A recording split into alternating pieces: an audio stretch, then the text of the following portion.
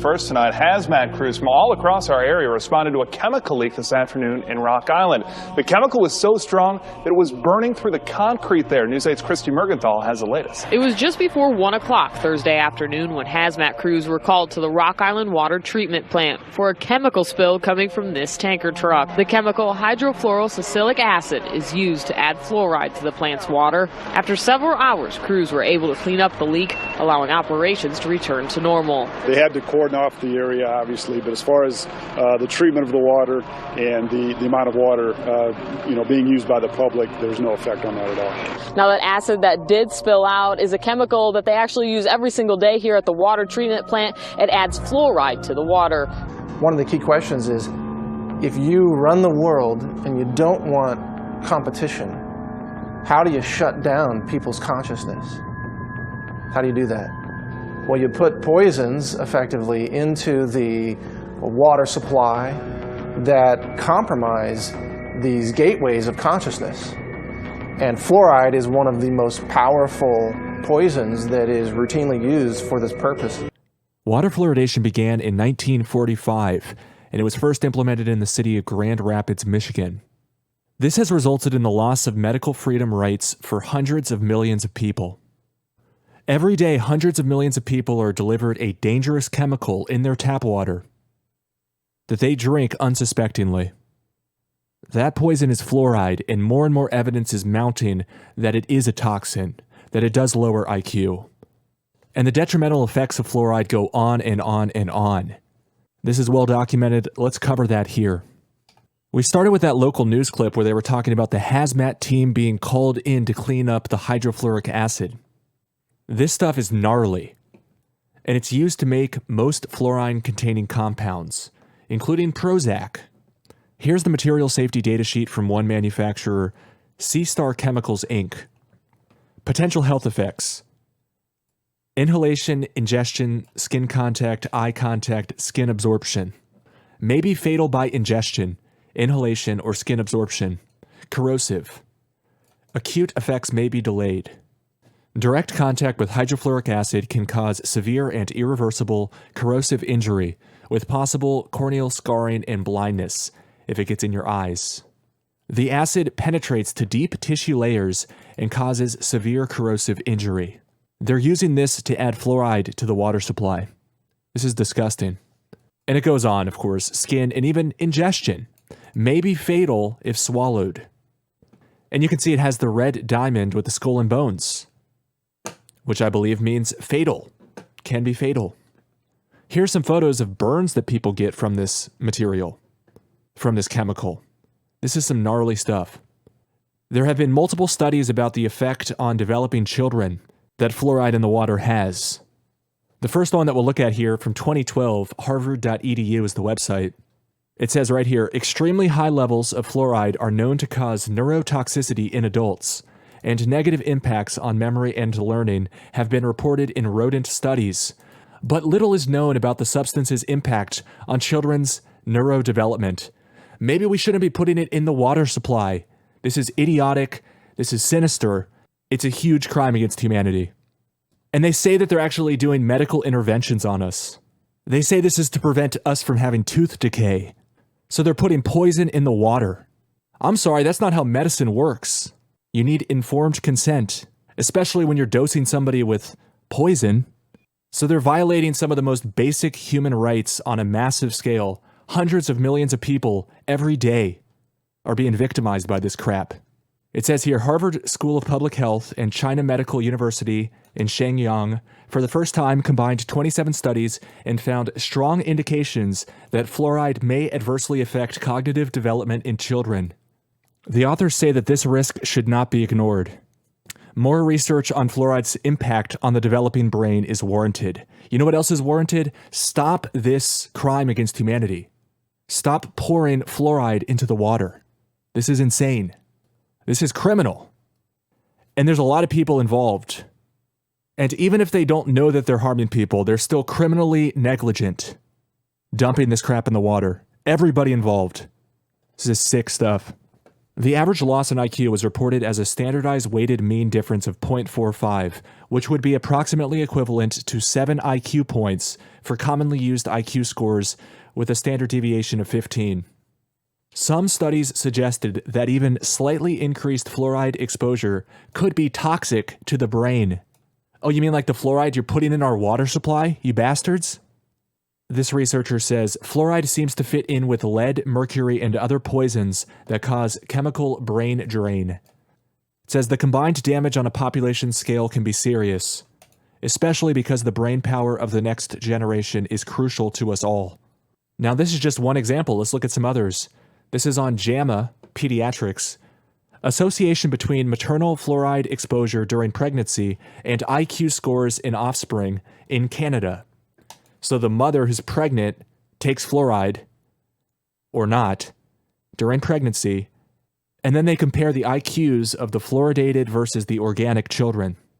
Let's scroll down to the conclusions and relevance. So the conclusion here is, in this study, maternal exposure to higher levels of fluoride during pregnancy was associated with lower IQ scores in children aged 3 to 4. These findings indicate the possible need to reduce fluoride intake during pregnancy. But what are they doing? They're putting it in the water supply without our informed consent, seemingly with no care in the world that this is going to be dosing people in proportion to how much water they drink. And babies drink a lot of water compared to their body weight, compared to adults. Okay, here's another study, BMC Public Health. Fluoride exposure and intelligence in school-aged children. Evidence from different windows of exposure susceptibility. Exposure, like they're not adding this stuff to the water supply. It's ridiculous. Background. The intellectual loss induced by fluoride exposure has been extensively studied. Yet we add it to the water supply. They're poisoning us. This is not acceptable. And they're doing it under the guise of a medical intervention with every glass of water you take, without your informed consent. This is criminal stuff. Conclusions. Prenatal and childhood excessive fluoride exposures may impair the intelligence development of school children. Furthermore, children with prenatal fluoride exposure had lower IQ scores than children who were not prenatally exposed. So the obvious conclusion is we shouldn't be giving the children poison in their water supply. This is sick stuff. And here's another article I found, this one on NIH.gov, about potential fluoride toxicity from oral medicine. And it goes through a lot of stuff. It doesn't bode well for fluoride, poison in the water, and in tooth products. But I found this chart which was interesting. Acute effects of fluoride.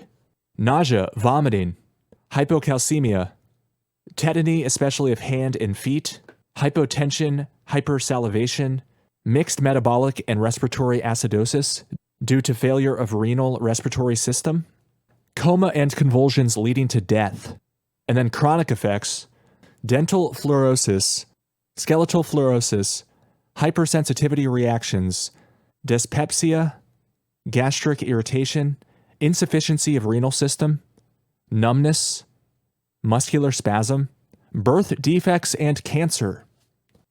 And it goes into a lot more detail, but we have a lot to get through. But what happens when you search Google for fluoride in the water?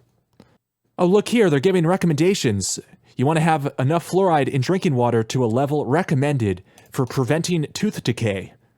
So where's the discussion about informed consent violation? Why is fluorine in water? Oh, to reduce tooth decay, it says in bold. It says solely to reduce tooth decay. So it's a medical intervention. That's what they're saying. It's a horrible argument. It's poisonous, it's toxic. And they say it reduces decay. So they're treating people's teeth. That's what they're saying they're doing. Well, the government can't treat people without their informed consent. It's a clear violation not just of the Nuremberg Code, but of basic human decency. You don't poison people in your country. That's insanity. So they don't even claim it's to clean the water or anything. They say it's solely there to reduce tooth decay. That's so dumb on its face. But I think it's a lie, as we'll cover here. CDC.gov, community water fluoridation. Drinking fluoridated water keeps teeth strong and reduces cavities. And then here's harvard.edu again. Is fluoridated drinking water safe? I haven't even read this one yet, but hopefully they'll take into account this other article that they put out saying it reduces people's IQ scores by 7. And then here's the American Dental Association. We know that they're all gung-ho about fluoridating our water and our bodies. It's not water treatment, it's people treatment. They're trying to give people treatment for their teeth, is what they're saying. So Google, of course, is rigging the results to promote poison in the water. Just making historical note of this. Here's that article that was linked up in the results. American Cancer Society. Does fluoride cause cancer? A study of lab animals reported by the U.S. National Toxicology Program in 1990 found equivocal evidence of cancer-causing potential of fluoridated drinking water in male rats, based on higher than expected number of cases of osteosarcoma, a type of bone cancer. So we're going to cover a lot more effects of fluoride in this documentary, but I want to remind people of this quote by John D. Rockefeller. He said, "I don't want a nation of thinkers. I want a nation of workers." He doesn't want a nation of thinkers. Could that be why there's a substance added to our water supply that makes people dumb? Think about this, folks. Fluoride is safe and effective, and it's one of the most inexpensive ways to really cut down on dental decay. Anything we can do to help prevent cavities on children, I think, is very important. Absolutely, fluoride is safe. It's effective. Fluoridation of community water is extremely safe and extremely effective in preventing tooth decay. Science is on the side of fluoride being safe and effective. There is no controversy about this in the scientific community. If it's such a simple issue, how is it that it's still going on after half a century? I remember it being debated when I 30 years ago. And it's continuously debated. Public health officials knew then what they know now. Would we have fluoride? Would it be added to our drinking water? Well, today a coalition of scientists, dentists, and doctors are taking action to stop fluoridation until it is proven safe. We don't put other things in the water to try to keep everybody's blood pressure down or everybody's stroke risk down. And there's no reason why we should be trying a one-size-fits-all approach for this either. Once you put a medicine in the drinking water, you can't control the dose, because you can't control how much water people drink. You can't control who gets it. It goes to everybody. If you ask a pharmacist if there's any drug in his store that was safe enough to give to everyone, young people, old people, sick people, people with poor nutrition, give it to them in any dose, they'd laugh at you. It's ridiculous. There's no way you can give out a medicine without being able to control the dose. And one dose cannot fit all, and you can't give a medicine to everybody. You are forcing it on people who don't want it. There are people in this audience who've spent far more time researching this issue, including David, myself, and many other people in this audience, and they stated categorically to the mayor, to the city councillors, we do not want you to force this medicine on us. We have the right to informed consent to medication. That's a very important right. This is a violation. It's being violated every day in this country to over 200 million people. There needs to be informed consent. We have that with all other medications. When we go to the doctor, he or she gives us the information of what the side effects are going to be. With fluoride, there is no informed consent. There is no safe dose for this one-size-fits-all medication that they're doing to us. Now, all of those issues are important, but the one that really concerns me is the impact of fluoride on the brain. A study panel for the EPA listed fluoride as amongst 109 chemicals for which there was significant evidence of neurological effects. It has definite impact on the neurons, which is the nerve parts of the brain. You don't just grow those back. It's not like, well, I cut myself, so now I'm renewing my cell. It doesn't happen to the neurons. There are so many ways that fluoride could be damaging the brain. We know this from animal studies. Dr. Phyllis Moulinex exposed rats to fluoride to work out its effects on the human brain and the central nervous system. What we did was we exposed them, let them drink the fluoride in the water for 6 to 20 weeks. The pattern that we saw, it typically is what we see with other neurotoxic agents that are well known to cause a hypoactivity or a memory problem or an IQ problem. When I first presented the results of these studies, one of the individuals sitting and listening to the results. He says, do you have any idea what you're saying? And he says, you're telling us that we're reducing the IQ of children. Look, the first opponents of fluoridation in this country in the 1950s were biochemists. These biochemists had used fluoride in their experiments to poison enzymes. And they, including Dr. James Sumner, who won the Nobel Prize for enzyme chemistry at Cornell, and he said, fluoride poisons enzymes. You don't want to put this substance into the body.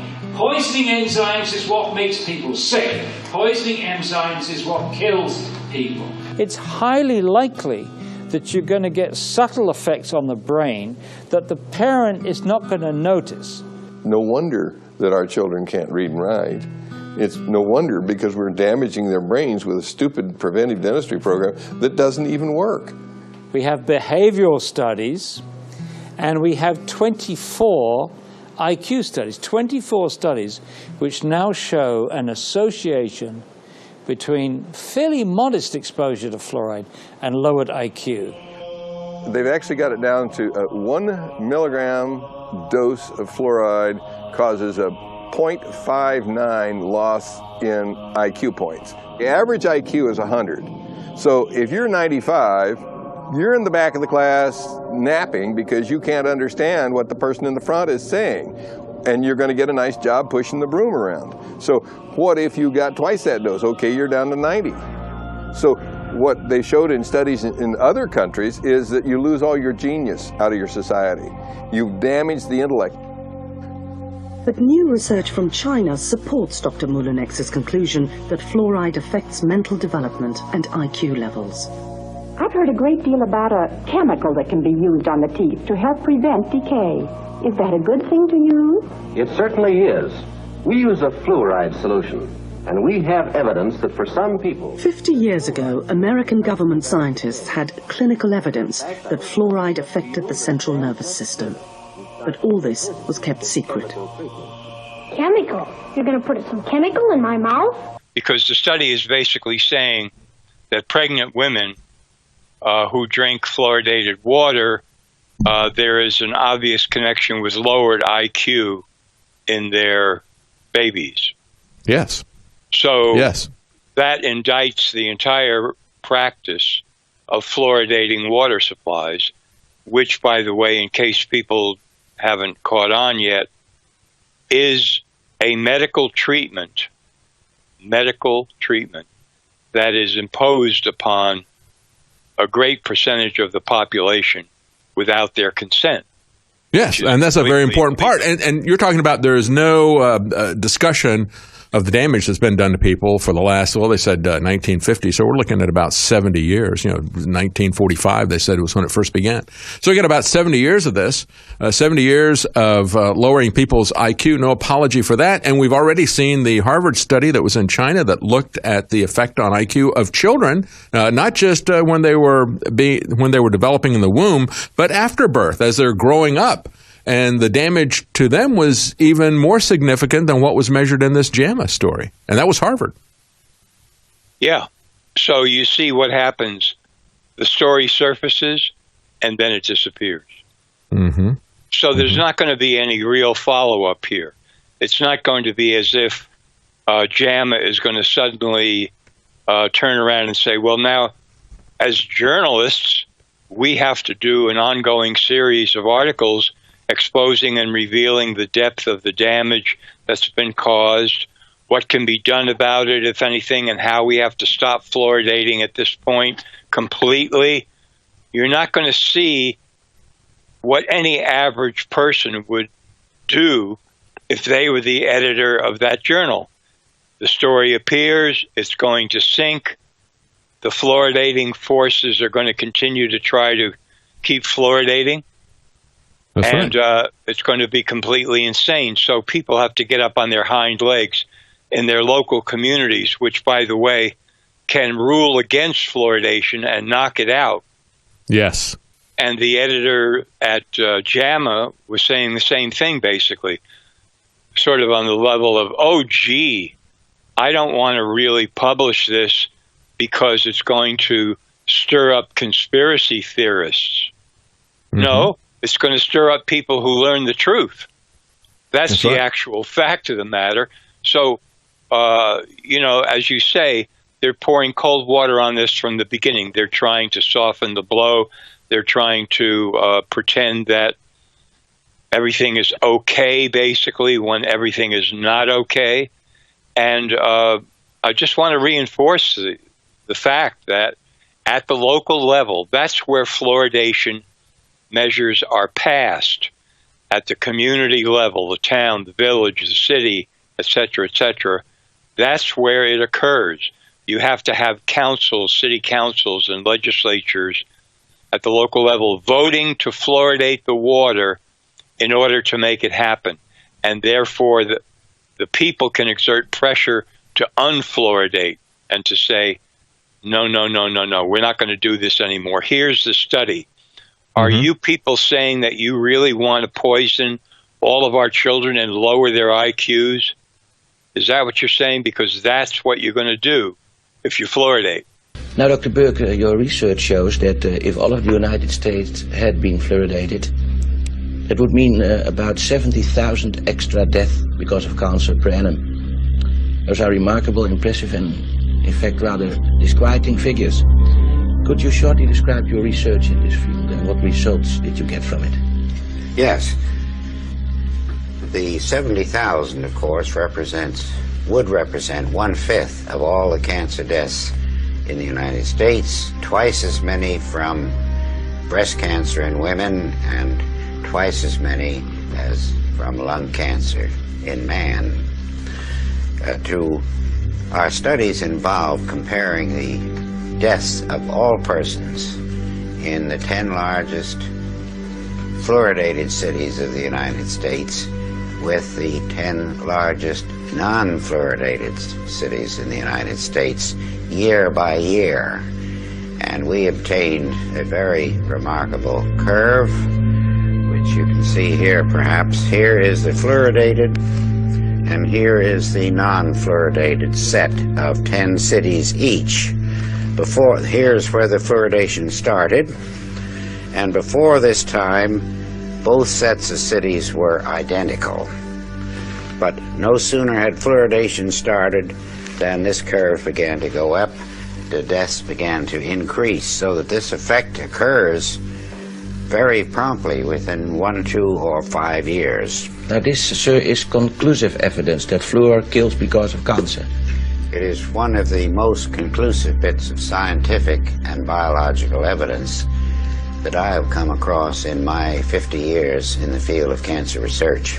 Would this then, in your opinion, be the end of fluor in water, in drinking water? It should be the end, and in the United States, it should so be the end by federal law known as the Delaney Amendment, which says that anything found to induce cancer in man or animals cannot be legally put into the food or drink of man or animals.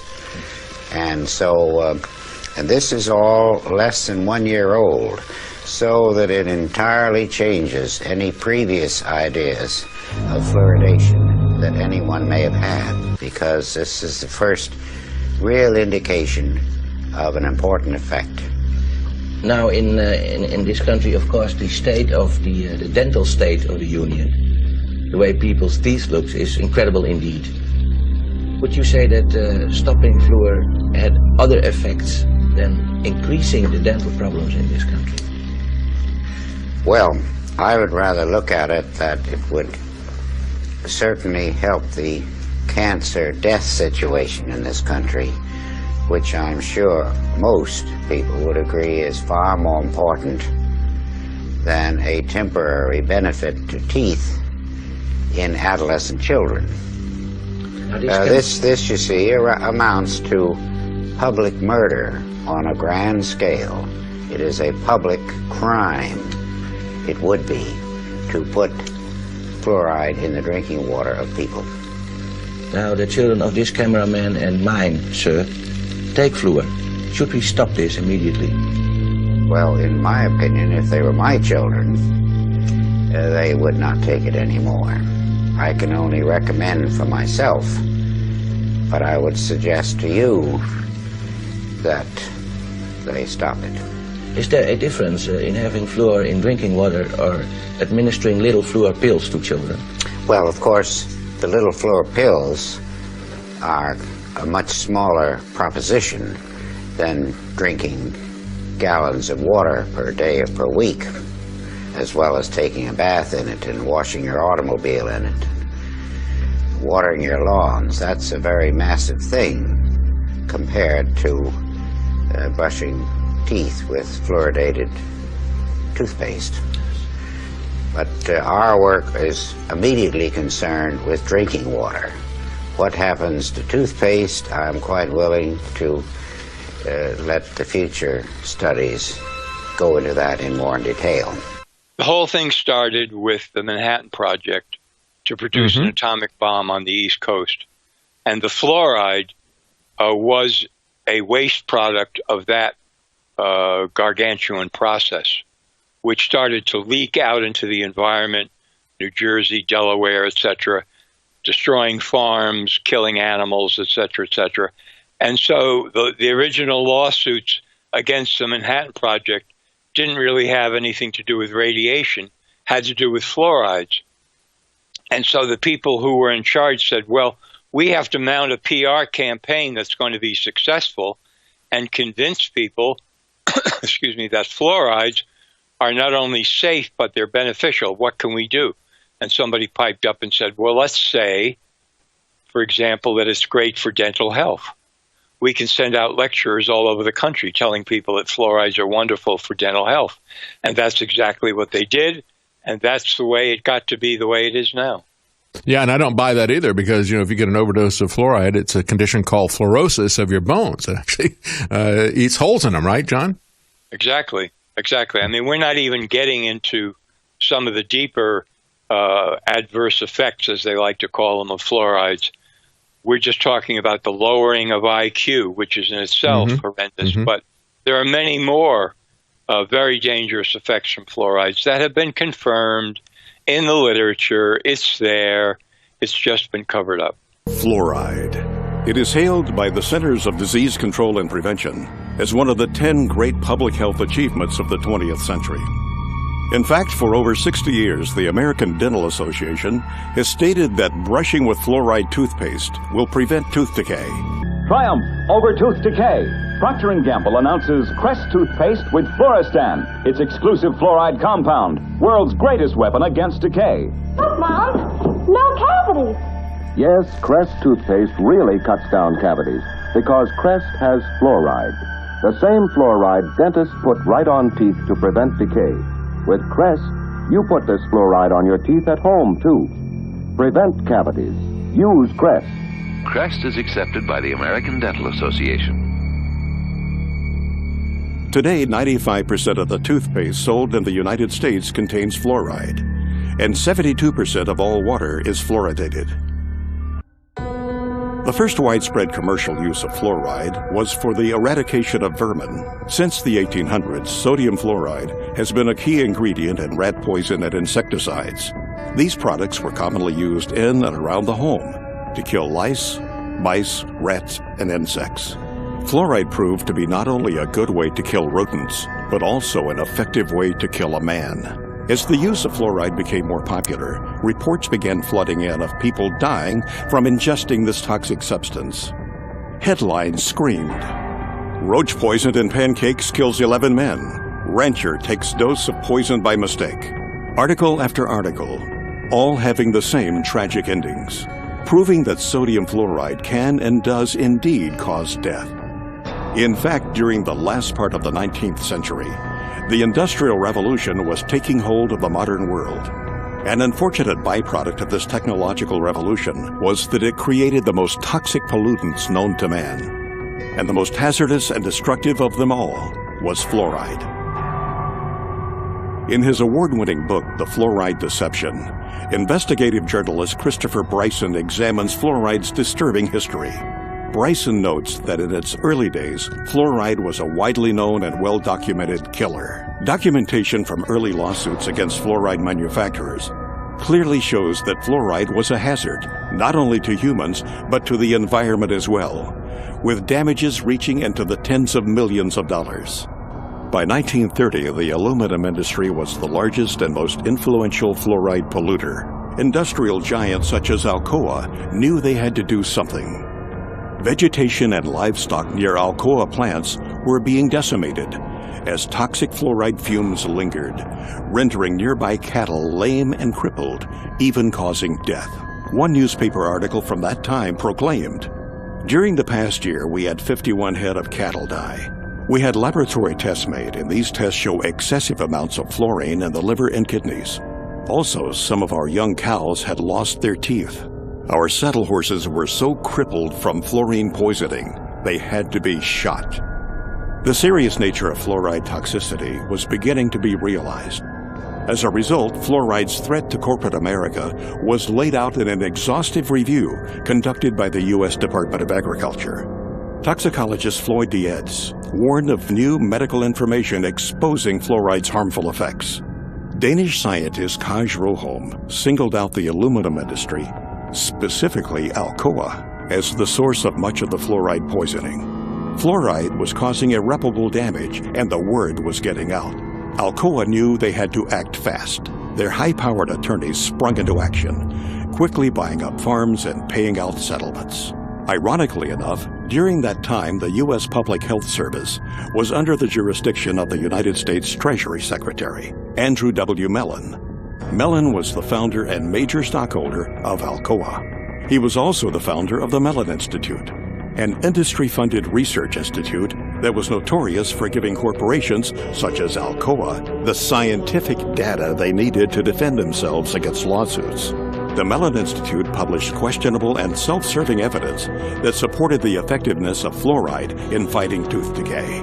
In doing so, the Mellon Institute rats had put a smiling face on what had been a scientifically recognized environmental and workplace poison. It was an aluminum industry-funded scientist, Dr. Gerald Cox, who worked at the Mellon Institute, that first made the proposal to artificially fluoridate public water supplies. Mellon's economic interest in fluoridation was obvious. Fluoridation provided the chemical industry an opportunity to void liability of their poisonous fluoride waste by means of promoting it as a health benefit.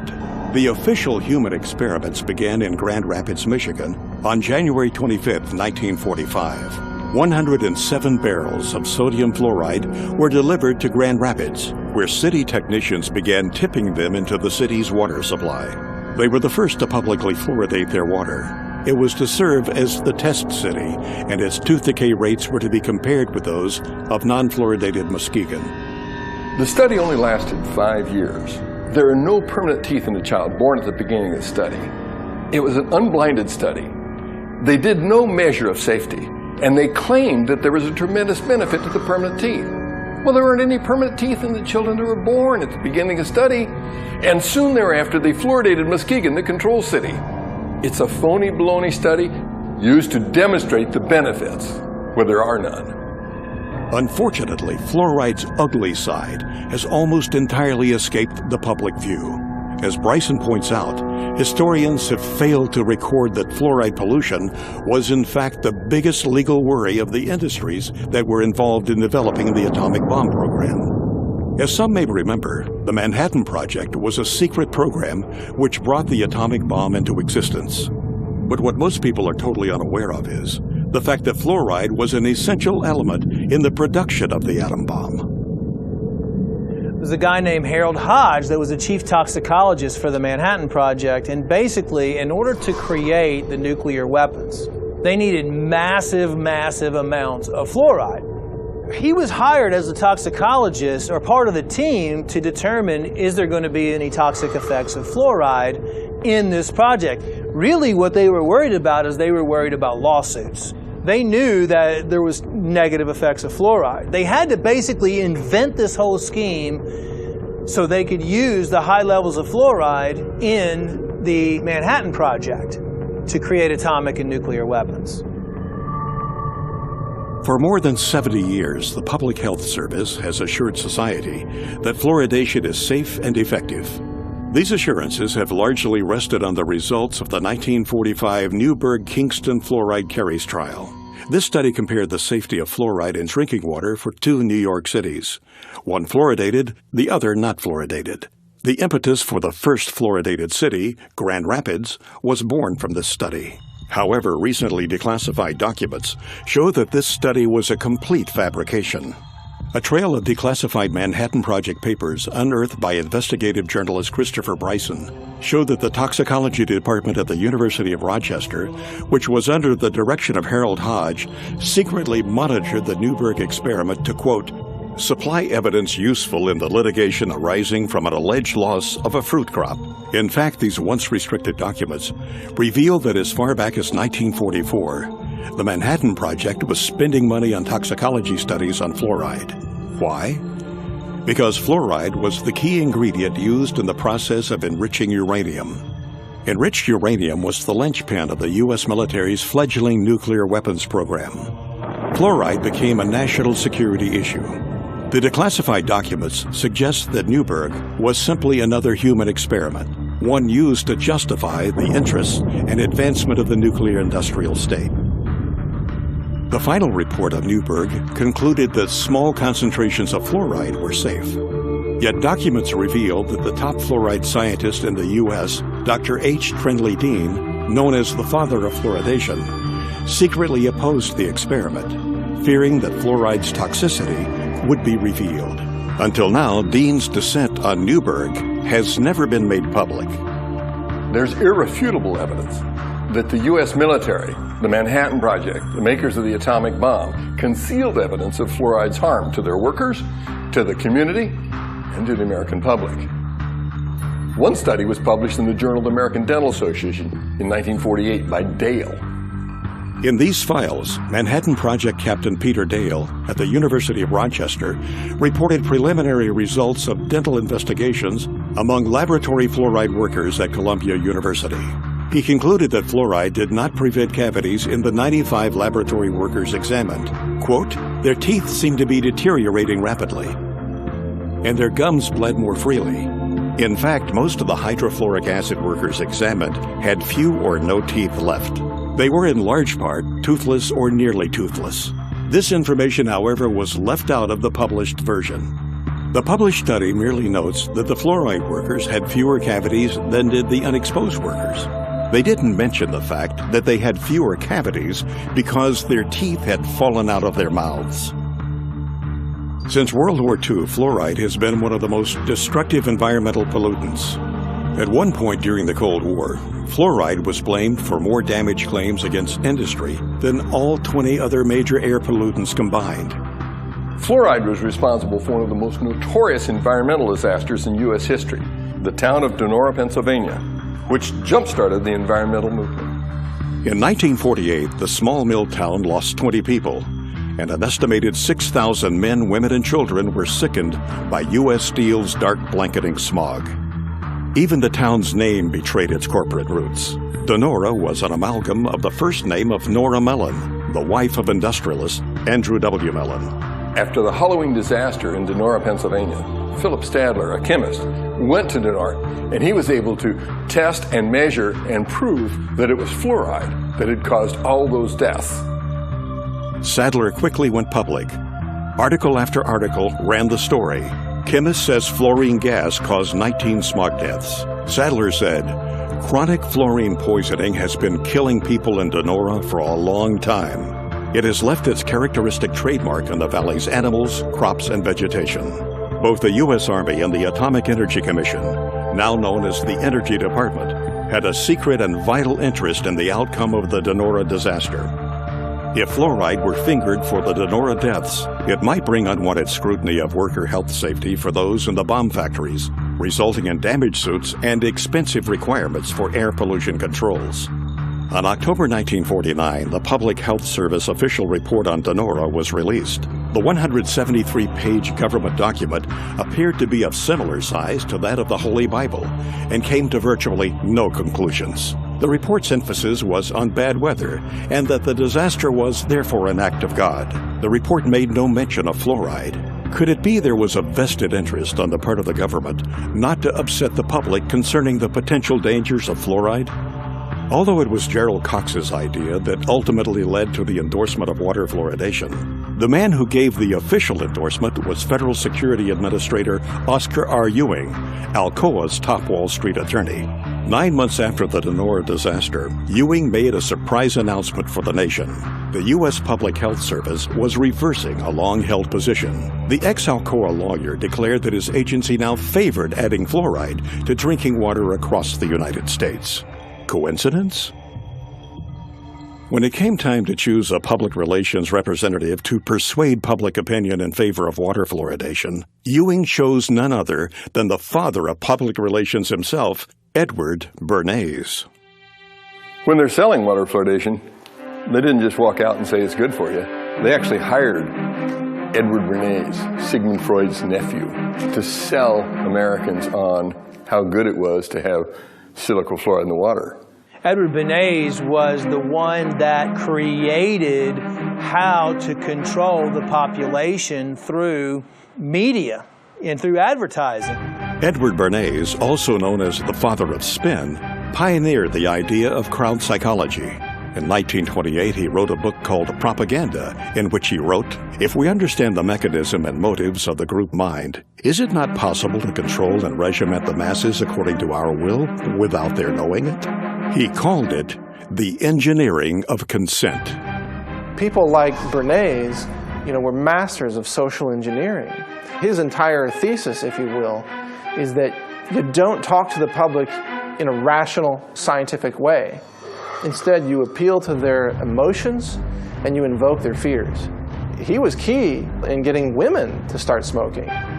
He positioned cigarettes as being sexy and individualistic and, power to the woman. That was the framing of why women should start smoking.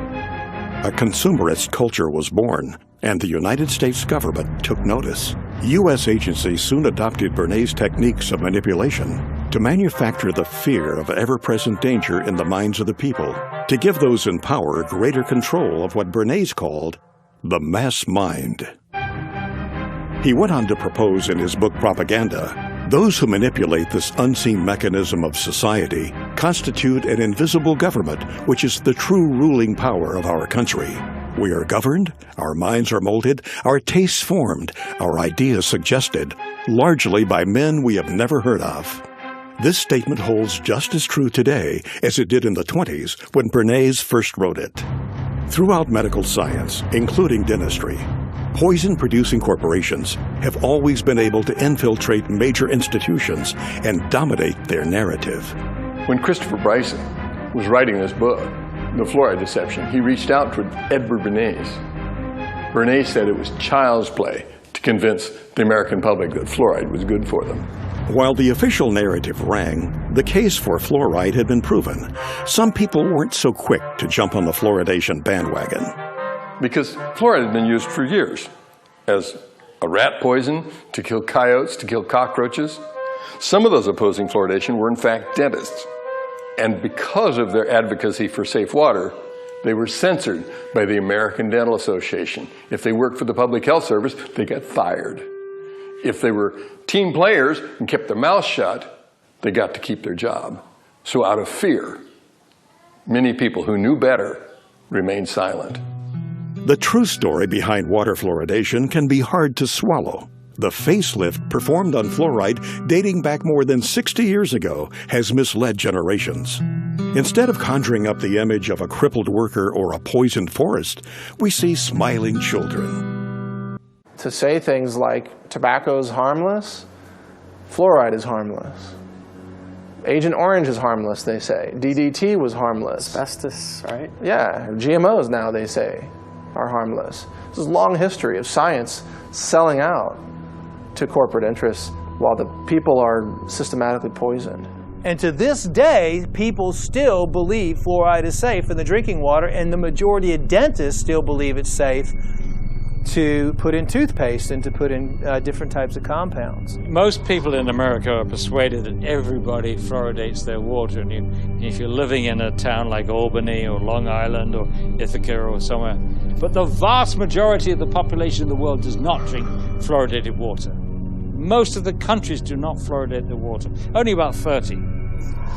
The countries now that have banned the use of fluoride, China, Austria, Belgium, Finland, Germany, Denmark, Norway, Sweden, the Netherlands, Hungary, and Japan. All these countries have said that fluoride, number one, is ineffective and toxic and should not be used. We are still using it. There's something wrong here. I think it's time that we become aware and do something about it. How come our country that's supposed to be, quote, so smart, uses it? Well, there's something going on here. What does the European Union know that we don't know? Nothing. Nothing. They know the same thing, that's why, but the difference is they're not getting paid off and we are, and so therefore, this is what the only thing I can come up with, because they both have the same facts. They both have the same facts. Fluoride is toxic. Fluoride is not helping your teeth. If it was really helping your teeth, why do we have all these dental problems? It's not at all. How come you can go to primitive societies around the world that never had even seen fluoride, and they have perfect teeth? Why are we having all these learning disorders? How come we're having autism? We're having all these things we never had before. Well, why don't we ask that question and answer it honestly? Answer it honestly. 98% of Europe does not fluoridate. Only 8 countries in the world have more than 50% of their population drinking water. America, Australia, New Zealand, Ireland, Israel, Singapore, Malaysia, and Colombia. Only 8. I think Europeans have come to their senses on several issues, not all of them, but on many, GMOs being one of them and fluoride being another. They've rejected these things because they're looking at the evidence. America tends to be way behind the curve on really recognizing reality in the realm of fraudulent hoax science. Our CDC and the liars in Washington, D.C. have only had success in countries that speak English for the vast majority of the disposal of their hazardous waste product. That means that you and I and our children in the United States are the largest consumers of hydrofluosilicic acid. Call it what it is. Hydrofluosilicic acid. What is that? Hydro's water, fluo, fluoride, silicic, sand, and it's missing an electron. It's acidic. It'll kill you. You take your hand, dip it in like that, you're going to die. Hydrofluosilicic acid does not occur in nature. It's a man-made molecule. And it eats through concrete, glass, stainless steel, fiberglass, plastic. You name it, it'll eat it. So why are we putting that in the water? What is labeled fluoride is not naturally occurring fluoride like you might find in the ground. It's actually a collection. It can be over 100 different chemicals, including some radioactive chemicals, including many cancer-causing chemicals, including heavy metals, neurologically damaging elements that are called fluoride. And then this is dumped into the water supply, and the cities have the doctors and dentists convinced that this is somehow good for your teeth. Fluoride is really a clever way for industry, the mining industry, chemical processing industries, aluminum smelting and processing industries, to eliminate their toxic industrial waste without having to pay for it to be handled as industrial waste. They just slap a new label on it, fluoride. They sell it to cities, and the cities dump it into the water supply. Basically, is a hazardous waste byproduct of the manufacture of phosphate fertilizer. It's a mining byproduct. They dig up this rock. This rock is no good, as is. So you mix it with sulfuric acid, and this produces soluble phosphate, and that's what becomes the fertilizer.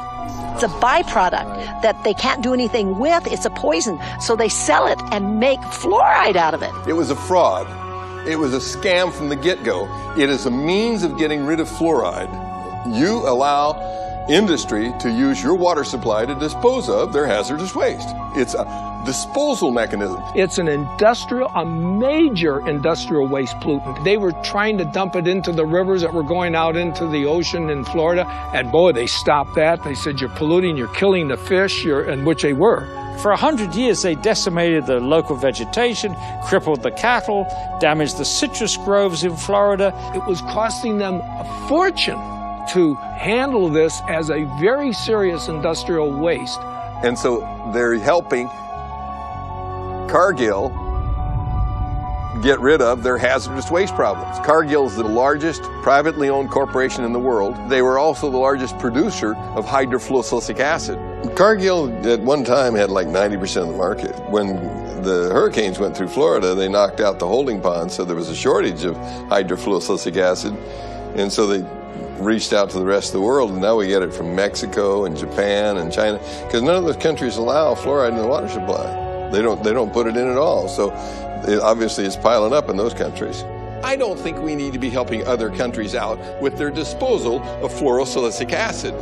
Fluoridation is the worst recycling practice in the world, so I support recycling. But to take the hazardous waste from the phosphate fertilizer industry, which cannot be dumped into the sea by international law, and cannot be used locally because it's too concentrated, and to take that product and put it into our public drinking water is sheer lunacy. There are 250,000 tons dumped annually in the water supply. Does that sound like a big figure to you? If you had 1 ton and were worth over $1 million, you'd be a poor person by the time you got rid of that ton. It's extremely expensive to get rid of. When you digest phosphate rock with sulfuric acid, that's what you're going to give off, hydrogen fluoride and silicon tetrafluoride. Now, even at that strength, it'll eat up concrete, asphalt, stainless steel, even the fume ducts after a while, which is made out of fiberglass. Very corrosive, the most corrosive acid known to man. Used to etch glass, it's used for a lot of things. One of the things it's used for is to fluoridate drinking water. Who in the world would want to drink water with this stuff in it? The city of Dallas, Texas, like many cities across the nation, spends millions of dollars on contracts with companies like Cargill, Mosaic, and Penco to fluoridate the region's water supply. On Mosaic's website, the product listed for use in water fluoridation is actually called hydrofluorosilicic acid. The Occupational Safety and Health Administration, otherwise known as OSHA, is a U.S. agency that requires companies to produce a Material Safety Data Sheet, or an MSDS, for every chemical product in the market. The MSDS that Mosaic produces for their fluoride product will make your hair stand on end. Right here I have the Mosaic Material Safety Data Sheet on their hydrofluorosilicic acid product. A material safety data sheet is a very important document to disclose safety and health issues about possible exposure to this chemical. The MSDS sheet is supposed to inform you about what is this chemical, what's in it. So what we find in the case of Mosaic, their hydrofluorosilicic acid, is that it is not a pharmaceutical grade product. It is an industrial grade chemical. And under Section 2, hazard identification, it identifies a health hazard as being corrosive to the skin, the eyes, and the mucous membranes. If you come in contact with it through the skin or inhalation or ingestion, such as swallowing it, it may cause severe irritation and burns. And so on the second page, it identifies potential health effects, and it mentions that it's corrosive to the eye, corrosive to the skin, corrosive through inhalation, such as breathing, corrosive if you swallow it. In this, they're basically giving these health effects due to hydrofluorosilicic acid and a high concentration. It's less clear at what concentration this won't happen at. As a chemist, I've looked at scores of material safety data sheets, and never in my career have I seen a warning for children an MSDS, Material Safety Data Sheet. What happens is the companies that's producing this chemical realizes they have a revenue stream that's a little risky for them from a liability standpoint on how their customers are using this chemical. And so they've now put a warning in their Material Safety Data Sheet, warning for fluorosis, osteosclerosis if exposure occurs during enamel formation. There are no children working in these chemical plants. There are no children being chemical handlers. So this warning is for the end user. And so we presented this to the City Council, and they have now been alerted that their own supplier has put a warning. And this is where we came across and said, you now need to put a warning, at least for children that you've received from your supplier. You need to put that downstream. So now the liability is on them too. Hydrofluorosilicic acid has no known benefit in human or any physiological system. It's not even useful in any mammal. So adding that to the public water supply for an alleged benefit is a fraud, and it's a crime against the citizens of this country, and it's cumulative over a lifetime. It is a very noxious poison, and you do not have to take my word for it. If you've got a Webster's dictionary, open it up. One of the definitions is fluoride, a violent protoplasmic poison. Then you have to go look up protoplasm. We are protoplasm, so violent protoplasm for us. Say, let's put that in the water and see how the kids turn out. As we're learning, it seems like there are no rewards to this. It just seems it's just all risks. It's all risk. It's a big lie. There's no benefit whatsoever. It's all risk. Let's get to the science. That's what I say. Instead of covering it up, let's look at the science. What do these fluoride chemicals actually do to human beings? There's all kinds of research out there showing it really disturbs the functioning of the body in a number of ways. Inactivates 62 enzymes, increases the aging process, increases the incidence of cancers and tumors up to 17%, disrupts the immune system, causes genetic damage, interrupts RNA and DNA, repair enzymes activity, increases arthritis, and is a system poison. These are all validated by scientific data. We have in America today all of the symptoms of hypothyroidism, obesity, heart disease, neurological impairment. I have been very sick. I was diagnosed with hypothyroidism about 10 years ago. There was no family history in my background that explained why I had this thyroid illness. What were some of your side effects? Feeling very cold, hair loss, concentration issues. It really controls your metabolism. So I had gained about 10 to 15 pounds, which is very unusual. I was very athletic my whole life and never was overweight. So I gained weight. I was sleeping a lot. Again, your metabolism is tuned down. Doing the research, fluoride is an irritant to your thyroid. Your thyroid wants iodine. And if it doesn't get iodine at the concentrations that it needs, then it gets whatever is closest that you're providing in the environment. If you look at the periodic table, you see that fluoride, chlorine, bromine, and iodine are all in the same column. That means they have very similar electronic structure and reactivity. So that's why your thyroid will uptake fluoride and chlorine when you're not giving it enough iodine.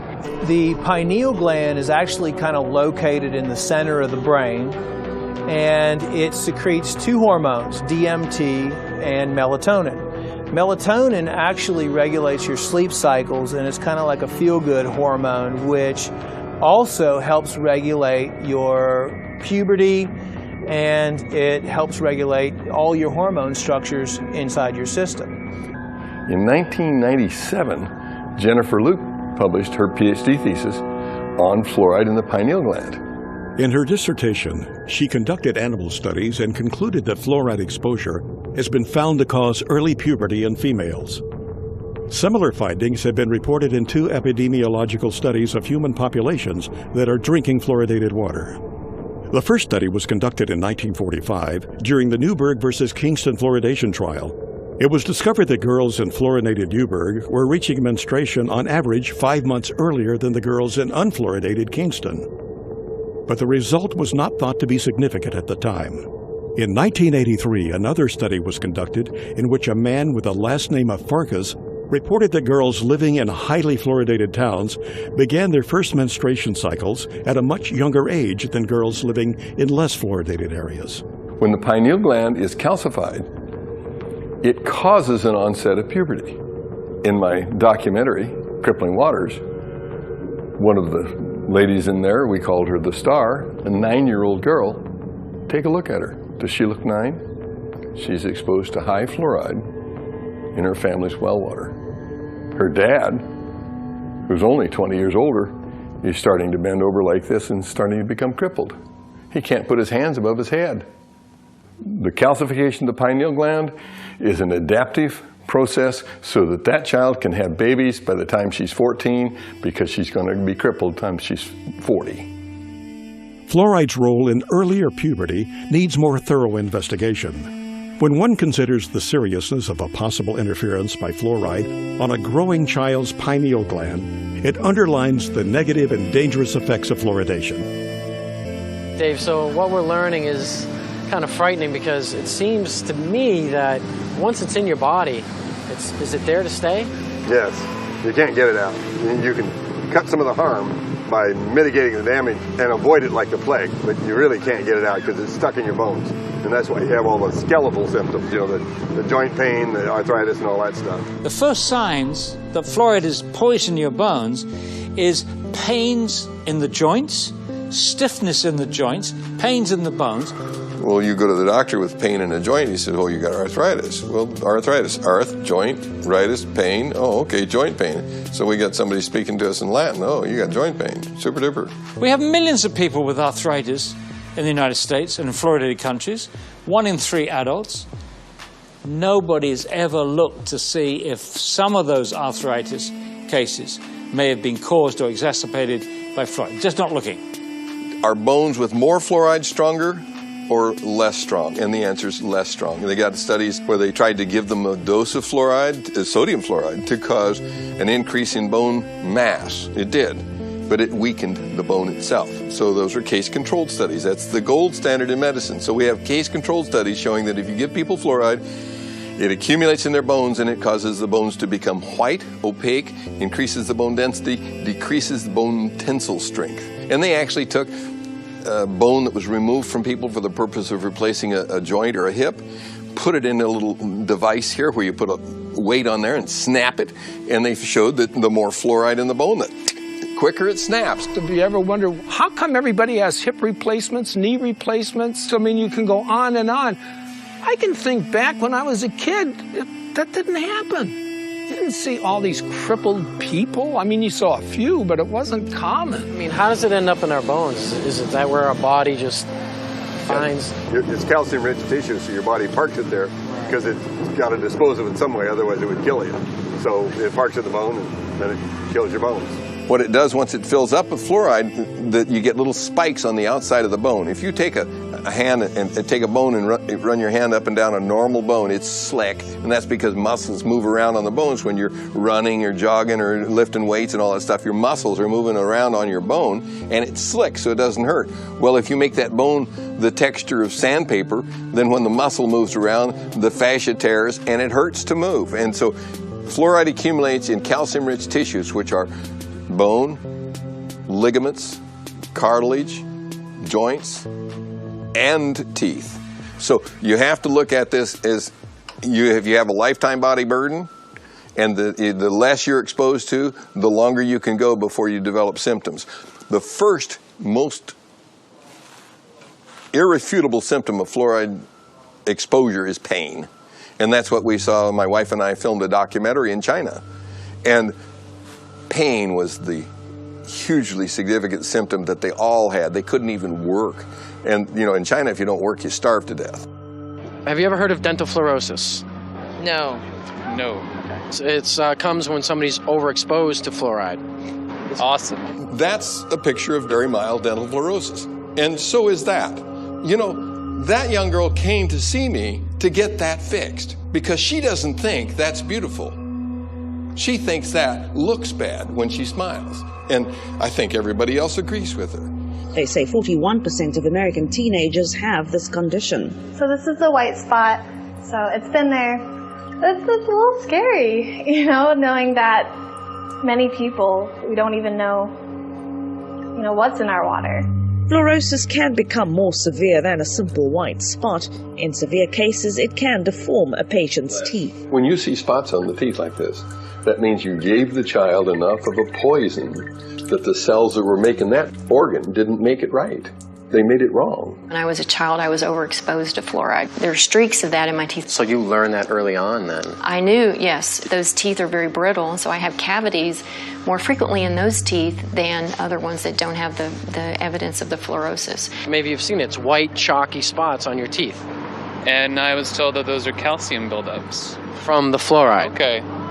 There is a recent lawsuit in Maryland, it's a federal lawsuit, a woman who believed the medical establishment at the time when her daughter was an infant. She gave her daughter 90% of her diet, intake of water was this fluoridated baby water. And so the daughter grew up with severe fluorosis, and to get that corrected, dental restoration is about $100,000, and they can't bear that burden. So they are suing Nestle and Gerber. So putting it in a baby bottle when the child doesn't have any visible teeth, there's no way on God's green earth that can have anything except a negative impact on that child. It will damage that baby's teeth. But they sell it in the grocery store as baby's first water. I've seen that for years. How do we educate women to not buy this for their babies? And this is why we wanted the warning for infants, because they're the most at risk. They drink their weight in water within 2 or 3 days. If you and I did that, we'd be drinking 22 liters a day. I mean, it just goes back to the whole, these regulatory agencies that are supposed to, be kind of looking out for our best interests, and as you know, they're not. There's no reason for the FDA to allow them to sell this as a food. It's a crime. I hope they're punished someday. I say they have a duty to warn. They have a duty to warn you. Not one manufacturer of formula says, by the way, don't use the tap water. Women, infant, and children, WIC program. We contacted them. They refused to tell mothers not to use the tap water. And you know what she said? It would damage the fluoridation program. Well, there's a study from 20 years ago showing infant mortality was higher in fluoridated communities. Is that why? I don't know. Why didn't they do a follow-up study? I think that would be interesting to know. Children have died, There's been a case of a child who swallowed this. The dentist left the room. The parents didn't know. The kid swallowed it, had to be rushed to hospital. They couldn't save him. He died.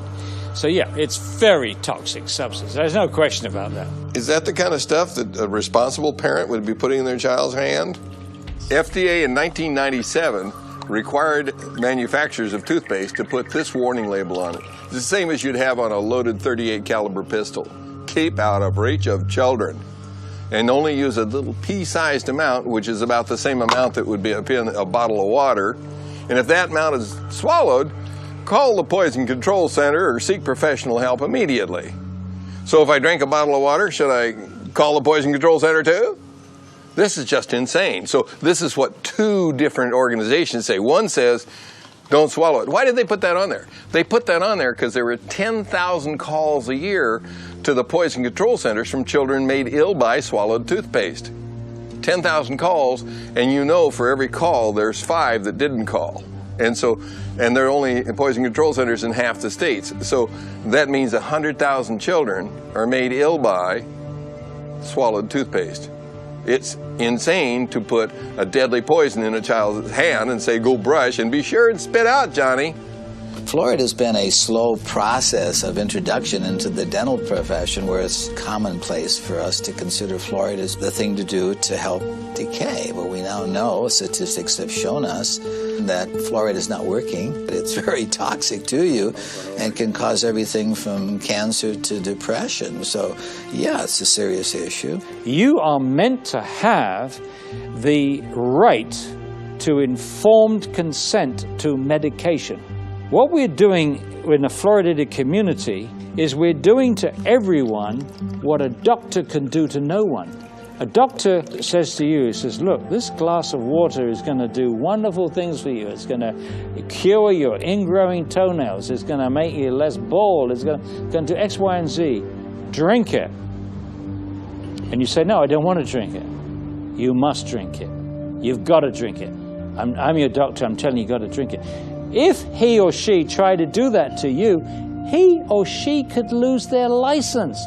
You've got to tell the patient what the drug is good for, you've got to tell them what it's bad for, the side effects, and then they, in theory, make up their minds. This has been ripped away from us. Water fluoridation is the dispensing of a drug. This is not chlorine. This is not any number of the other chemicals that are used to treat the water. Fluoride is being put in specifically to alter you physically, to make a physical change in you. Fluoride is a drug, is a medicine. This is the only thing anywhere in the world that gets added to the municipal drinking waters to actually treat the human. Well, anytime you see the letters FLUO, you're talking fluoride. And so when you start realizing that Prozac is a fluoride product, Zoloft is a fluoride product, virtually all of your psychotropic drugs, almost all of those that are mood elevators. And one of the reasons being is because it has this tremendous capacity to affect serotonin. Serotonin being the chemical that goes from one neuron to the other brain neuron. And so when we looked at the selective serotonin reuptake and basic inhibition of the serotonin to be taken up, that's the fluoride that's doing that. Prozac is fluoxetine. It's a fluorinated psychoactive. Matter of fact, almost all your psychoactive drugs are fluorinated drugs. They put it in there both as a carrier and an accelerator of the effect. The actual active ingredient in Prozac is fluoride. Prozac is made almost entirely from fluoride molecules. It is, like SSRI drugs are similar molecularly to some of the elements in fluoride. Remember the school shootings in Columbine, Colorado? Yeah. They were on SSRI drugs. Those drugs make your mind think that you're not living in the real world, that you're actually just sort of experiencing a false reality. And I think fluoride has much the same effect. There's tons of products that are pharmaceutical products that, in some cases, the fluoride is just being used to what I call potentiate it, to actually make it a stronger one. Fen-Phen, which was the diet drug that was taken off the. Well, why did they take it off? Well, fenfluramine, you can hear the fluoride part in there. The fenfluramine was the part that actually made the thickening of the heart valves, so that they pulled off. Amazing part about it is Rohypnol, the date rape drug. A lot of people just call it that. The roofie. Okay, yeah, right? Roofie. Yeah, and so what does that roofie do? Basically, it causes an anterograde amnesia.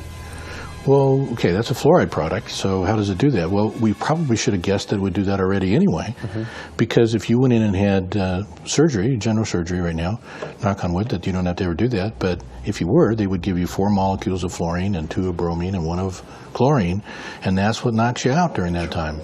So the truth is that when you start looking at all the pharmaceutical uses for it, that it's just amazing all the things that are around us all the time that we didn't recognize or that we didn't see.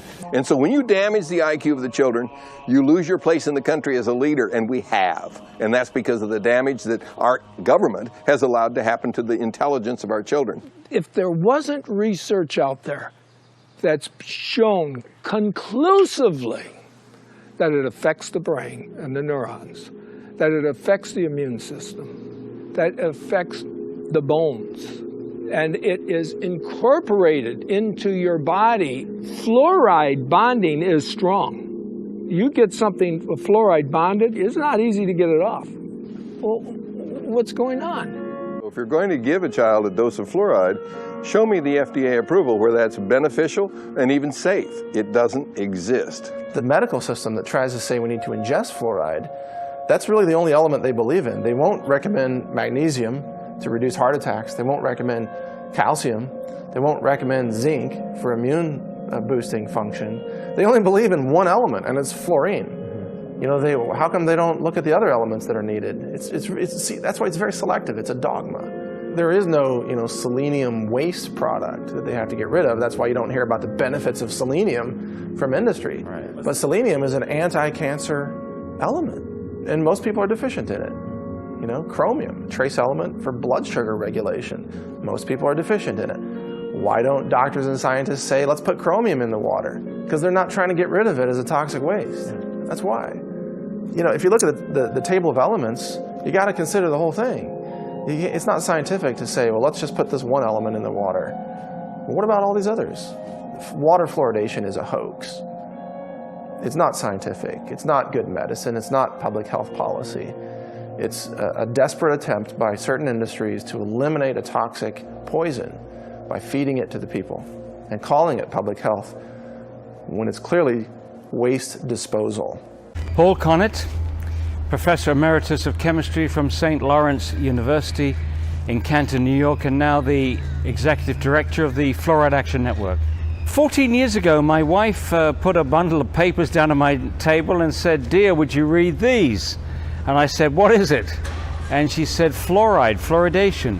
I said, "Take that stuff away. These people are crazy." At that time, I felt that fluoridation was all cut and dried, it was safe, it worked well for teeth and so on, no problems. After I read the papers, the scientific papers, I was really rather humbled and embarrassed, because I realized that this impression that I was walking around with, that there was no issue here, there was no debate, was clearly not true. There were very serious questions. One of the issues that concerned me greatly was how low the level of fluoride is in mother's milk. It's actually as low as 0.004 parts per million, which means that a bottle-fed baby in a fluoridated community where the parents make up the formula with fluoridated tap water is going to get 250 times more fluoride than a breastfed baby. And I felt then, and I feel now, that nature wouldn't have screwed up on something as fundamental as what a baby needed for healthy growth. And as I read more, I realized that there were some serious health concerns here. And as I read still more, it was clear that there was no difference in tooth decay between fluoridated and non-fluoridated countries. And also, even though most people have been persuaded that everybody is doing it, and you could argue that most people are doing this in the United States, but most people in the world are not doing it. Most countries are not fluoridated. 98% of Europe is not fluoridated. The majority of countries are not fluoridated. In fact, there's only 8 countries in the world that have more than 50% of their water fluoridated. So the odd men out are the people that fluoridate. If you get chance to talk to an audience with an open mind, an audience that's prepared to listen, it doesn't take very long to persuade them that this is a very silly practice. It's bad. It's a bad medical practice. When you think about it, once you put it in the water, you can't control the dose. Once you put it in the water, you can't control who gets it, which means the very young, the very old, the very sick, the people with impaired kidney function, the people with poor diet. And also, there is no individual supervision. There's no doctor checking to see if there's any side effects. If you believe in fluoridation, that you believe that there's a single drug in the world that has no side effects. It would be absolutely remarkable if fluoride had no side effects. And the only way they're able to maintain this very unlikely position is that they're not doing comprehensive health studies in the United States to see if communities that are fluoridated are experiencing greater health problems. Are they experiencing arthritis? That's important because there is an increase in arthritis in the United States, and we know that the first symptoms of fluoride's damage to the bone is just like arthritis, pains in the joints, in the bones themselves. Another thing that's associated with fluoride is lowered thyroid function. Again, we have a huge epidemic of underactive thyroid gland in the United States, with symptoms like lethargy, chronic fatigue, depression, obesity, and so on. All of these things are all around us, but nobody is checking to see if there's any relationship between people drinking fluoridated water their whole lives. By the way, that's another reason why fluoridation is so preposterous. You are giving a drug to people for them to drink every day of their lives for the rest of their lives. I mean, it is, quite frankly, it's one layer of preposterousness on top of another. And to top it all, to make it a very clear case of bad medicine, you're not giving people informed consent. You're allowing a whole community to do to everyone what an individual doctor can do to no one. An individual doctor cannot force a patient to take medicine. They are required to tell them the benefits and the downside, the side effects. And once the patient has heard these, then they are supposed to make up their own mind. We haven't given our consent to this. To me, it's the height of arrogance. We are meant to believe that just because they put on a white coat and tell you that they're the experts, that we have to take this medicine. It is absolute nonsense. And the other thing which is preposterous about this is a dentist has skills on teeth. We go to dentists for them to drill and polish and do other things with our teeth. Those dentists are not trained. They're not specialists in the brain, in the bone, in the thyroid gland, in the lung, in the kidney, into hypersensitivity, into margin of safety analysis, into risk assessment, in toxicology. They don't have any of the skills which will enable them to go to the public and say it is safe. They haven't done the reading, they don't have the skills. It's as I say, it's the height of arrogance. The Centers for Disease Control and Prevention only has one division involved with the fluoridation issue, and this is the Oral Health Division, about 30 staff. If you look at their qualifications, they're nearly all dentally trained, and their function is to promote fluoridation. It's been the policy of the US Public Health Service to endorse fluoridation and promote fluoridation since 1950. And all they're doing is to promote it. And they do it very aggressively. They send their personnel to state legislatures and support mandatory fluoridation. So they're very aggressive and enthusiastic about this practice, and they promote it. And therefore they have a huge conflict of interest when it comes to a question of whether this practice that they have promoted for 60 years, whether they have a conflict of interest when they tell you that the process is effective and safe. This is what is very peculiar, because as the evidence of effectiveness gets weaker and weaker, as they admit now that the mechanism, they got the mechanism wrong for over 50 years. For over 50 years they thought that the baby had to swallow the fluoride, and the fluoride would be incorporated in the growing enamel. So when the teeth erupted through the gums, they would be harder and more protected against acid attack. They now say no, that doesn't work that way. It works topically, it works from the outside of the tooth. So they've changed the mechanism. Well, as this evidence for lack of benefit and the evidence of harm gets stronger, they seem to want to fluoridate more. They seem to, right now, they want to introduce mandatory fluoridation in Oregon, in Pennsylvania. They've talked about Massachusetts. They've just got it through Louisiana. They've just got it through Nebraska, mandatory fluoridation. In Australia, they've just got mandatory fluoridation through in Queensland. In Victoria, they're forcing it on communities without even giving them a chance to vote on it. And it's puzzling why they continue to promote this so aggressively. But I think the real issue here is loss of credibility. I think the US Public Health Service and all its minions, the NIH, the Department of Health and Human Services, the CDC, and so on, have all promoted fluoridation so aggressively, so enthusiastically. Every Surgeon General has endorsed fluoridation since 1950. And I think now they feel that if they admit that they were wrong, that this is going to harm their other public health projects. My advice to them is the way to minimize liabilities is to stop fluoridation in the name of the precautionary principle. That way you don't admit to anything. You're not saying we think that fluoride damages bones and that's why we're stopping, because if you did it that way, then the lawyers would be jumping up and down across the country and having lawsuits for everybody who's had a hip fracture, everybody's got arthritis, everybody's got lowered thyroid function. So I think that's the way. As you know, Bill Hersey at the EPA said it very well. He says they're riding a tiger and they don't know how to get off.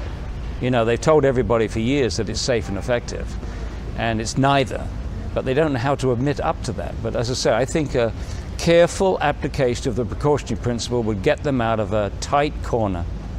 You've got two choices. Either they're aware but they're frightened of telling the public and admitting this, or they're totally, utterly incompetent. They can't read. I mean, all you've got to do is to read the literature. The open literature, there's a lot on fluoride's damage to the bone. There's a huge amount of literature now on fluoride's damage to the brain. And incidentally, there is no argument about fluoride's ability to damage the body. It's a known highly toxic substance. Millions of people worldwide have had their bones wrecked and other tissues impacted by natural fluoride. We've known forever that it interferes with enzymes, interferes with other aspects of biology and biochemistry. And it's also very clear and well established in literally hundreds of articles from India and China and other parts of the world which have high natural levels that people's lives have been ruined by exposure to fluoride. Skeletal fluorosis, damage to the brain, damage to the kidney, and other things, well established. The only argument that's left is there an adequate margin of safety between the levels which cause this harm in the literature and the levels at which people are exposed in a fluoridated community. Now, I would state quite clearly and categorically that there is no adequate margin of safety to protect everyone in society drinking fluoridated water. So it's a practice that should be ended as soon as possible. And it's not as if we don't know that it's harming people. There are 32% of American children, and this is a study conducted by the Center for Disease Control in 2005, admits that 32% of American children have dental fluorosis, which indicates that they've been overexposed to fluoride, not just in fluoridated water, but from all sources of fluoride, dental products, air pollution, some foodstuffs, and of course fluoride in water, and also fluoride in the foods and beverages which are being prepared with fluoridated water. You add all that up, and our kids are being overexposed to fluoride. And their gamble, always they say that dental fluorosis is a cosmetic effect. Nonsense. It's the first indication that the body is being poisoned by fluoride. And the open question is, what other tissues have been damaged? You know, as far as thyroid function is concerned, doctors in Europe between the 1930s and the 1950s used to give patients sodium fluoride tablets to lower the activity of the thyroid gland. What's it going to do to somebody who's has normal thyroid function, or someone who's already got low thyroid function or borderline thyroid function?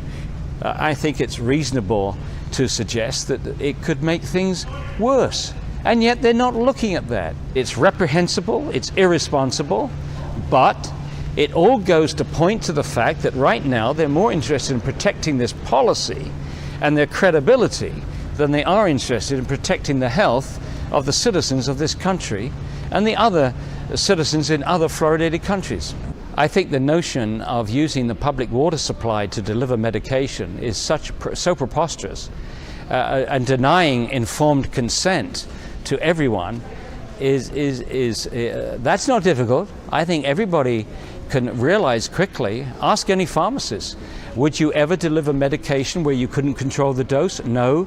Would you ever deliver medication and give it to everybody, regardless of age, health, or what have you? No.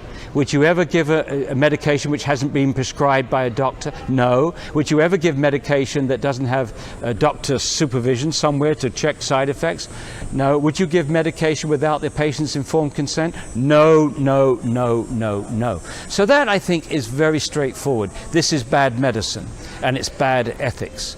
And the AMA is very, very clear about the necessity for getting informed consent when you're giving drugs to people. How many arguments do you need before you say, no, this is not a good idea? We know we've never done it with anything else. We've never used the public water supply to deliver a vitamin, to deliver heart medicine or aspirin or many other things, statins. There are many other things where maybe some doctors would want everybody to get a small dose of these drugs or vitamins, but they've never ever done it. It doesn't make sense to drink it, to put it inside your body if it works topically. If it works topically, then brush your teeth with toothpaste, fluoridated toothpaste. But don't drink it. Don't expose every tissue in the body, and for that matter, don't expose people that don't want it. It makes as much sense to put fluoride into people's drinking water as it would to swallow sun lotion. You would be laughed out of court if you suggested that. And in the same token, people that suggest putting this known toxic substance that works topically, if at all, into the drinking water, which is inviting systemic exposure to every tissue in the body, that also should be laughed out of court. As I said before, the emperor has no clothes. Our right to choose is being violated. No one's asking us if we want this stuff in our water. They're just dumping it in. And the last time, I checked, when it comes to medicine, you cannot forcibly medicate me. That has to be something I decide. I have a responsibility as a resident in my city to say, you know what, you're infringing on our rights when it comes to our ability to choose. Communities of color, and whether it be Black and Latino, are more likely to live in areas where they are fluoridated. And also because of all of the different health problems that Blacks and Latinos have already, you know, regardless of the fluoride, it gets, you know, their health conditions get exacerbated. We're hoping that what will take place is that some of the social workers in the community and those who work with especially teen mothers will make sure that each mother learns and knows that when it comes to your drinking water, it's fluoridated. So that means that you shouldn't allow your child to drink this water. But the problem is these are low-income mothers, and the question becomes, where do they get their unfluoridated or fluoride-free source of water? And it's a very good question, because financially, you know, is it even possible for them? People who hear about this are totally surprised, because they've been raised to believe that fluoride, period, is good for you. It's going to turn out to be the next radium scandal, or the next tobacco scandal. And you know, once this hits the fan, you know, I think people are going to be totally demoralized. And I think that's the concern that the EPA, the CDC, and the ADA have, that all of these people who have been trusting them for so many years are just going to just give up with all the trust. When I was in dental school, of course, I was taught how wonderful it is. Oh, it's great, it's good. It prevents cavities. You know, community water fluoridation is the cheapest, most cost-effective way of preventing tooth decay. And I just bought that because, what do I know? I'm just a dental student. I expect my professors and teachers to know more than I do. And so I just accepted it. And then I started looking at the chemistry of it and researching more about fluoride. And then it became clear that we've been manipulated. And then the book, if you're familiar with the Fluoride Deception by Christopher Bryson, that's when I became aware of the history behind the fluoridation of water in this country. What we've been told wasn't true. And then again, you start looking at the studies and thinking about it. You know, the systemic effect of fluoride on your teeth, it just doesn't happen. So when I started, you know, again, putting all of it together and looking at it, it was really clear that we had been misinformed. And the problem with it over fluoride is that the dentists themselves have been so indoctrinated that so oftentimes they reply or retort with some sort of dogma.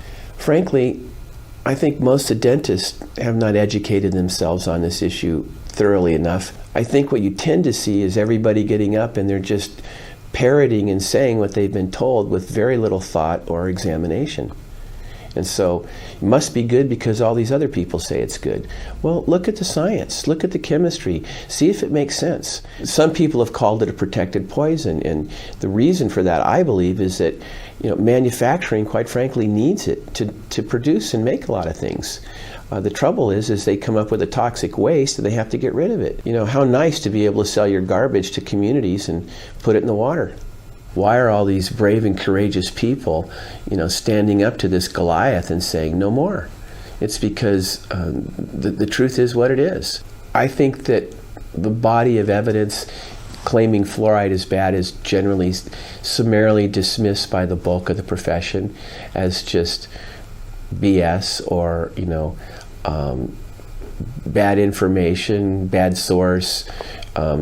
No point in looking at that. We already know the truth, you know, dogma, dogma, dogma. My belief is if the dentists themselves really started looking at the information independently, they might be a little unhappy with organized dentistry. At one time I thought that I could bring this problem up through the system, at least get my colleagues to look at it, you know, and I got shut down, you know, and so that told me that, you know, supposedly there's a way, it seems to me there should be a way for a member to bring up something that's not working, and the group of us should sit down and examine it. But that just doesn't happen. So I think the only way things are going to change is if pressure comes from outside the profession, by citizens and other organizations, other dentists who know the truth. It's really sad that we can't clean it up ourselves, but again, I think that's because if all of this were to change, it's going to influence the income stream for a lot of people. That puts a lot of pressure on continuing to do things the way we do them. So, yeah, there's a lot of pressure there. The substance they want to put in, or typically put in, hydrofluorosilicic acid, has lead and arsenic in it too. So you're going to add more lead to the water that's there.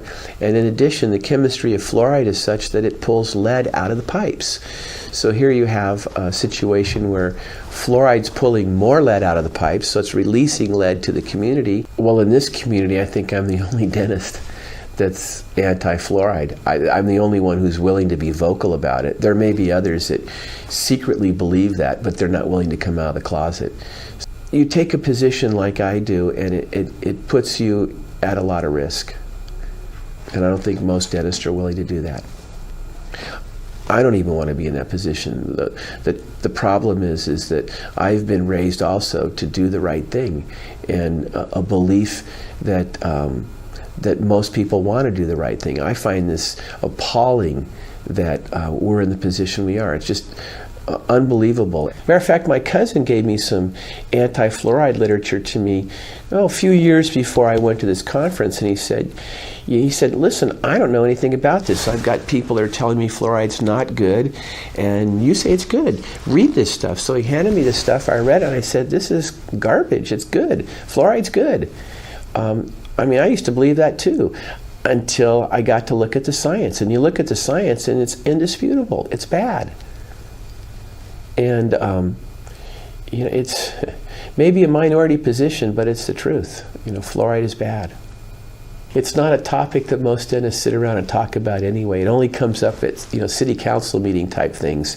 And I know, it was really hard the other night at the city council meeting, because I gotta tell you, several of the dentists that got up there are acquaintances and old friends of mine, and I'm sure that they find it very discouraging for an old friend, former board member, to get up there and shame them on what they're doing. I hate to be in that position. There are other people that have reversed their positions too, because they have the wherewithal and the guts to examine the literature and say, maybe we're wrong about this. Maybe this is true. And when you start to see the studies and you do the work, you go, whoa, this is wrong. But then, most dentists are just not doing that. It just isn't happening. People who do what I do, they're looking for the truth, and it's about the truth. This is insane. This is craziness. It really is. Putting this chemical in the water. Even if we could accept it worked, why do we have to put everybody else at risk? When you go and you look at the history about this information's been known for 60, 70 years. It's been repressed, and good people have lost their jobs and their careers just by doing the right thing. This fluoride controversy has been going on from the get-go. And people were voicing the same concerns 50 years ago that they're bringing up today. This isn't new. And the same old. It's just that the people who want to push this through have just gotten more clever at shoving things through on a legislative basis, and continue to provide more disinformation. Have I ever debated anybody who was pro-fluoride? No. You know why? They refuse to show up. That's how they deal with it. They don't show up. They can't debate it. You're not ever going to get anybody in the same room with David Kennedy to debate fluoride. I'll tell you that right now. He's a walking encyclopedia, and he knows his stuff and won't be intimidated. But no, they don't show up. We've invited them time and time again to be on the radio or have a forum, no one shows up. I got involved in fluoridation because as an instructor and a professor and a teaching master in the water treatment training business, I had a student come to me and say, "You didn't have the right information. You should take a look at some of the new information." I was just flabbergasted, and I wondered how many people in the water treatment industry knew how they had been hoodwinked.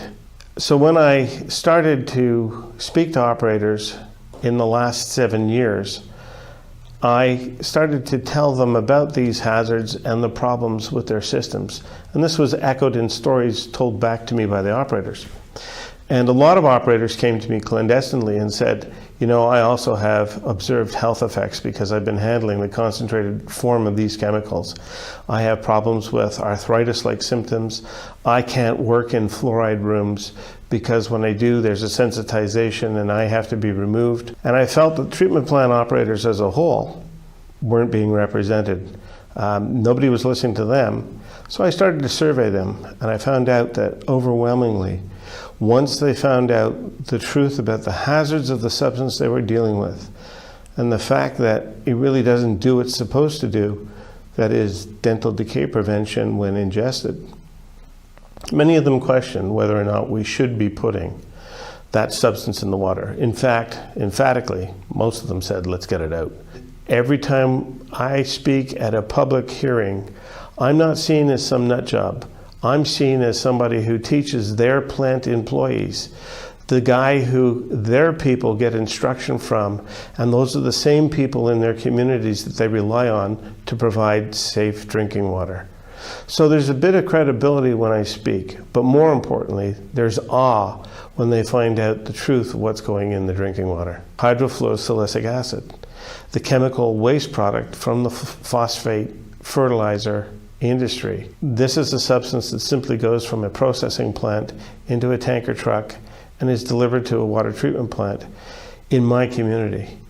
And my counselors at the time were astonished that this product could even exist.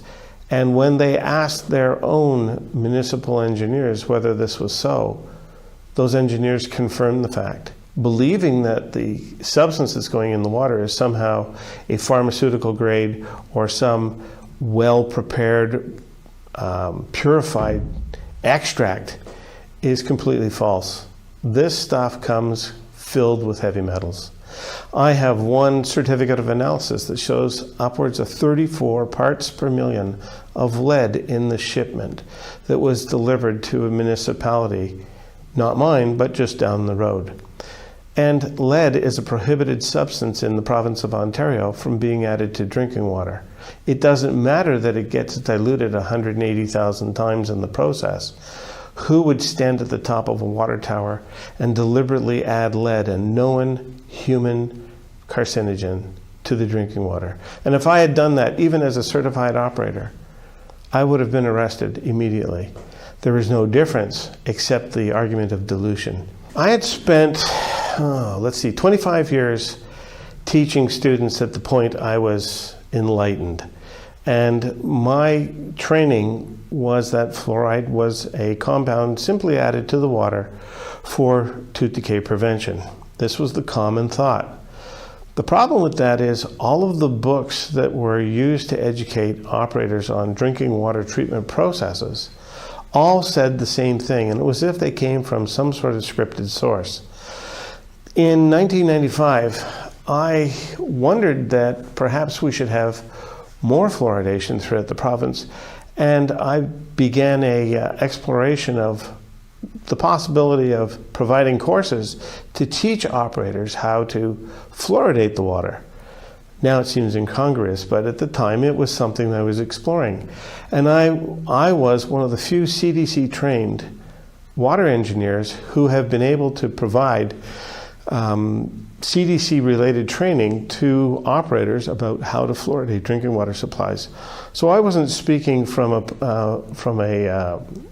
point of wilderness. I was speaking from a point of authority with the CDC information fully indoctrinated into my being, going out talking to my students, which were the treatment plant operators. People tended to trust the expert. And the problem with trusting the expert is that if the expert makes a mistake, those people end up having a mistaken belief. And that's exactly what happened. I used my CDC training to advocate for fluoridation, only to find out from one of my students that I was all washed up. And more importantly, that student was graceful enough to tell me that I was full of crap. And better than that, I realized that perhaps I didn't have everything that I should have had in my armory of information to teach, that I had to go back and learn more. And when I did, I found out I was wrong. And there's nothing wrong with being wrong. The greater wrong is not correcting it. And that's what I'm doing now, and that's why I speak out about this. Like everything else, when you find out a truth that's unsettling, I was deeply embarrassed about the crime I had committed, an educational crime I had committed for the previous 20 or so thousand students who had heard that fluoridation was fine. And there's a deep-seated feeling to undo that piece of information in the minds of those individuals. If I could go back in time and extract that chunk of information from their mind and replace it with what I know now, I would feel much better. Fluoridation tends to be a belief system. And in order to have a belief system, you have to have a creed and you have to have faith. And the creed has been established by the simple words of safe and effective. The faith is established by trust us, we're the professionals, we're the doctors, we're the health professionals, we know better. The reality is, once you start to pick away at the basis for the creed, suddenly the faith is eroded. And I suppose my job is to change the creed to the point where the faith's eroded enough that people will abandon the faith, and it'll be one of those faith systems that dissolves away into history. My argument with fluoridation in dentists is this. First of all, no dental authority that I've ever met is qualified to speak about water quality. And when we're talking about putting hydrofluorosilicic acid as an ingested fluoride product into our bodies through the stomach, with a faint hope that it's going to do something through the saliva on the surface of the teeth, without affecting any other parts of the body, this is just wishful thinking.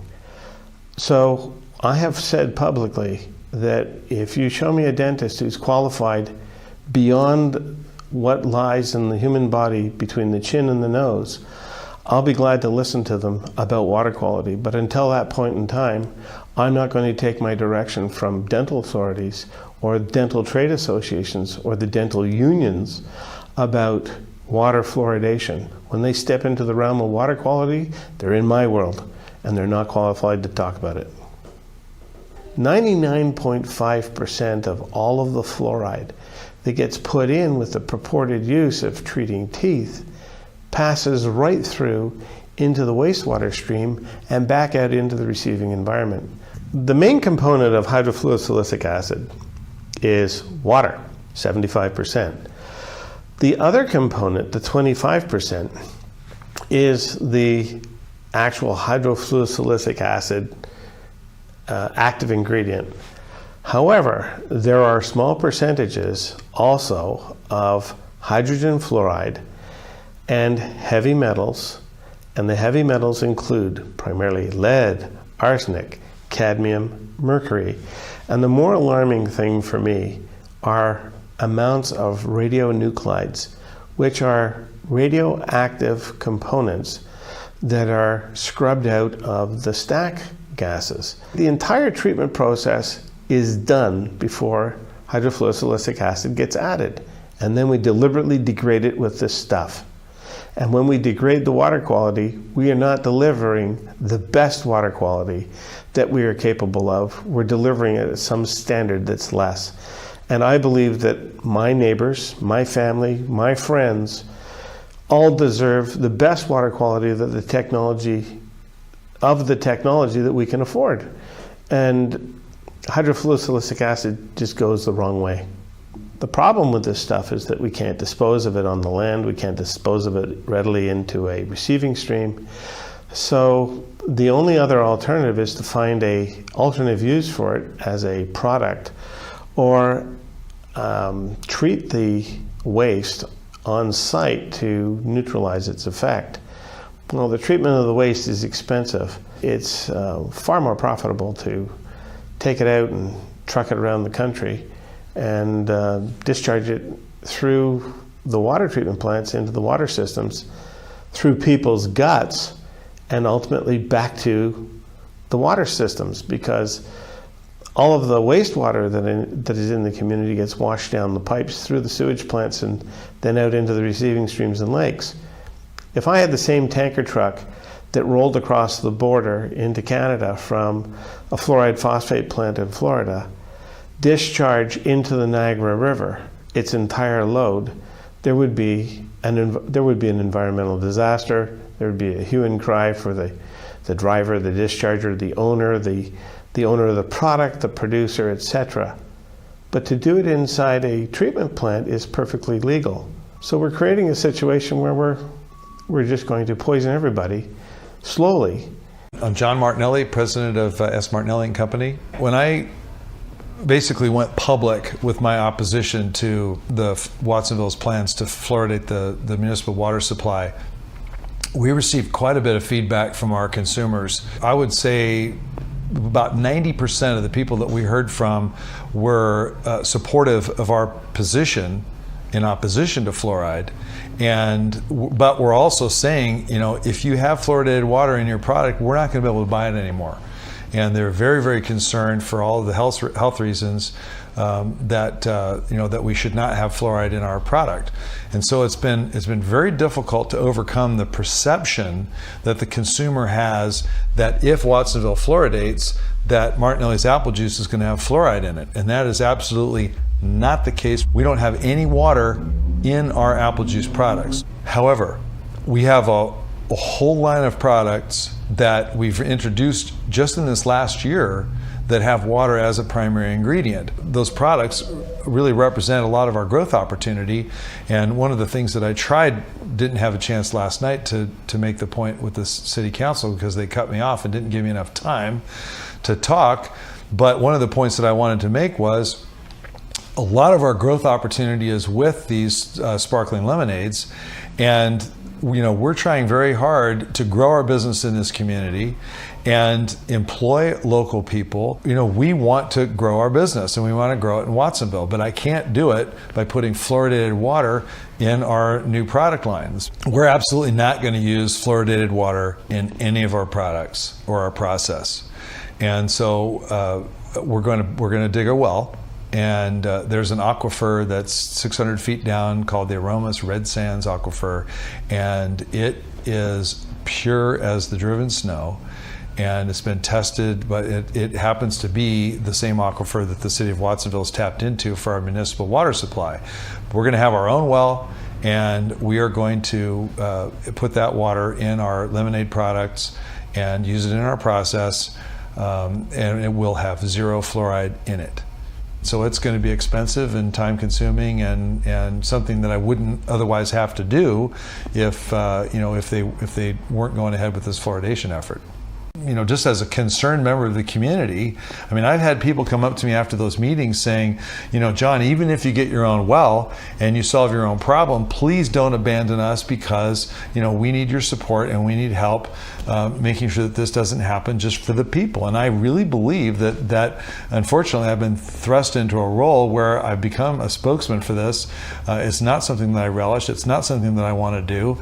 It's not attention that I want to bring to our company because some people really react negatively. But unfortunately, because I do have the opportunity to stand up and speak about it, I find that I'm kind of obligated and compelled to do it because I believe that fluoridating the municipal water supply is just the wrong thing to do.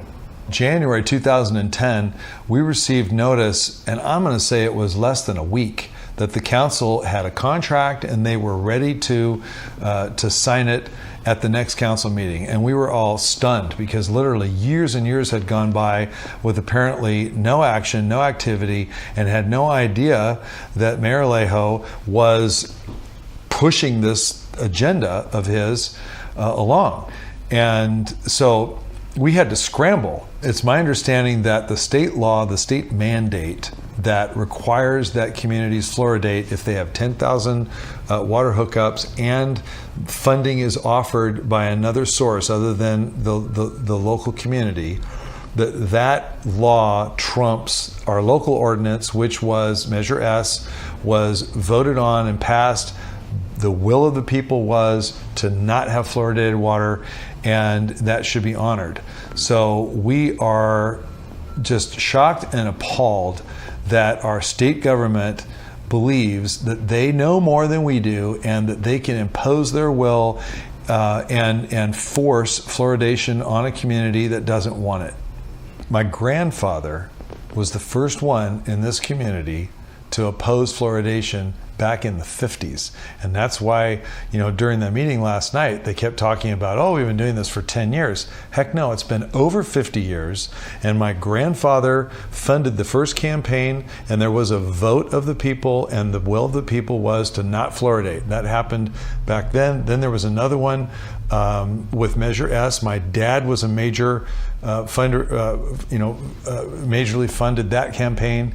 And wrote a lot of the documentation, the ads that we ran in the papers and whatnot, and we were successful again at. In fact, that was the third time that the community had voted against fluoridation over that 50-year period. Personally, I've been aware of it as long as I've been on Earth, because my family's been fighting fluoridation mostly for moral reasons, not so much as they relate to our business. That's come along more recently because of our new lemonade products, where water is an ingredient.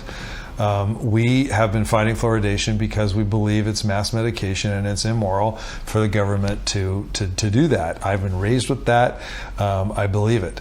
I've also done my own research and have come to the same conclusions that my father and my grandfather have in their opposition to fluoride, and I agree with them. I think that there's even more evidence now than we had back then to suggest that it's really not worth the risk. I really believe that it's the wrong thing to do, and that our government is overstepping its bounds by forcing this product, this medication, on the community. So many of these public health professionals are obligated to carry that torch. And it's part of their sort of mandate that we're going to support fluoridation, the public policy of fluoridation, and no matter what. And so even though individually, I don't believe they all really think that fluoridation works or that it necessarily doesn't have harmful effects, but they carry that torch because they have to. And it's really unfortunate that they use their position as health professionals, even though they don't have personal knowledge necessarily about the ills of fluoridation. When it comes to water fluoridation, I was completely blindsided. When 2 citizens and 1 counselor came to me in my hometown and asked me to help remove fluoridation from our municipal drinking water, I had no opinion, I had no bias, but I did remember thinking to myself, how tough could this be? I worked on some very difficult social activist issues in the past. I was burnt out. I wasn't looking for any other issues. And I made the mistake of believing water fluoridation would be an easy issue to deal with if we simply talked about the science. What I've come to learn is that of all of the issues I've ever volunteered to work on and committed my time to, water fluoridation is the most difficult, bizarre, Orwellian issue I have ever had to deal with. The pushback to suppress the truth is like nothing I have ever experienced before. One would think when investigating water fluoridation, we would only need to look at science. After all, we're not trying to affix blame. We're not trying to gain something from pointing up a mistake in the past. We're simply trying to make a good decision going forward. If we're talking about a scientific issue and health, and maybe even health benefit, why on earth would we not want to address science square on? Unless, of course, people are afraid the science is going to be too damning and too crushing to policy already in place.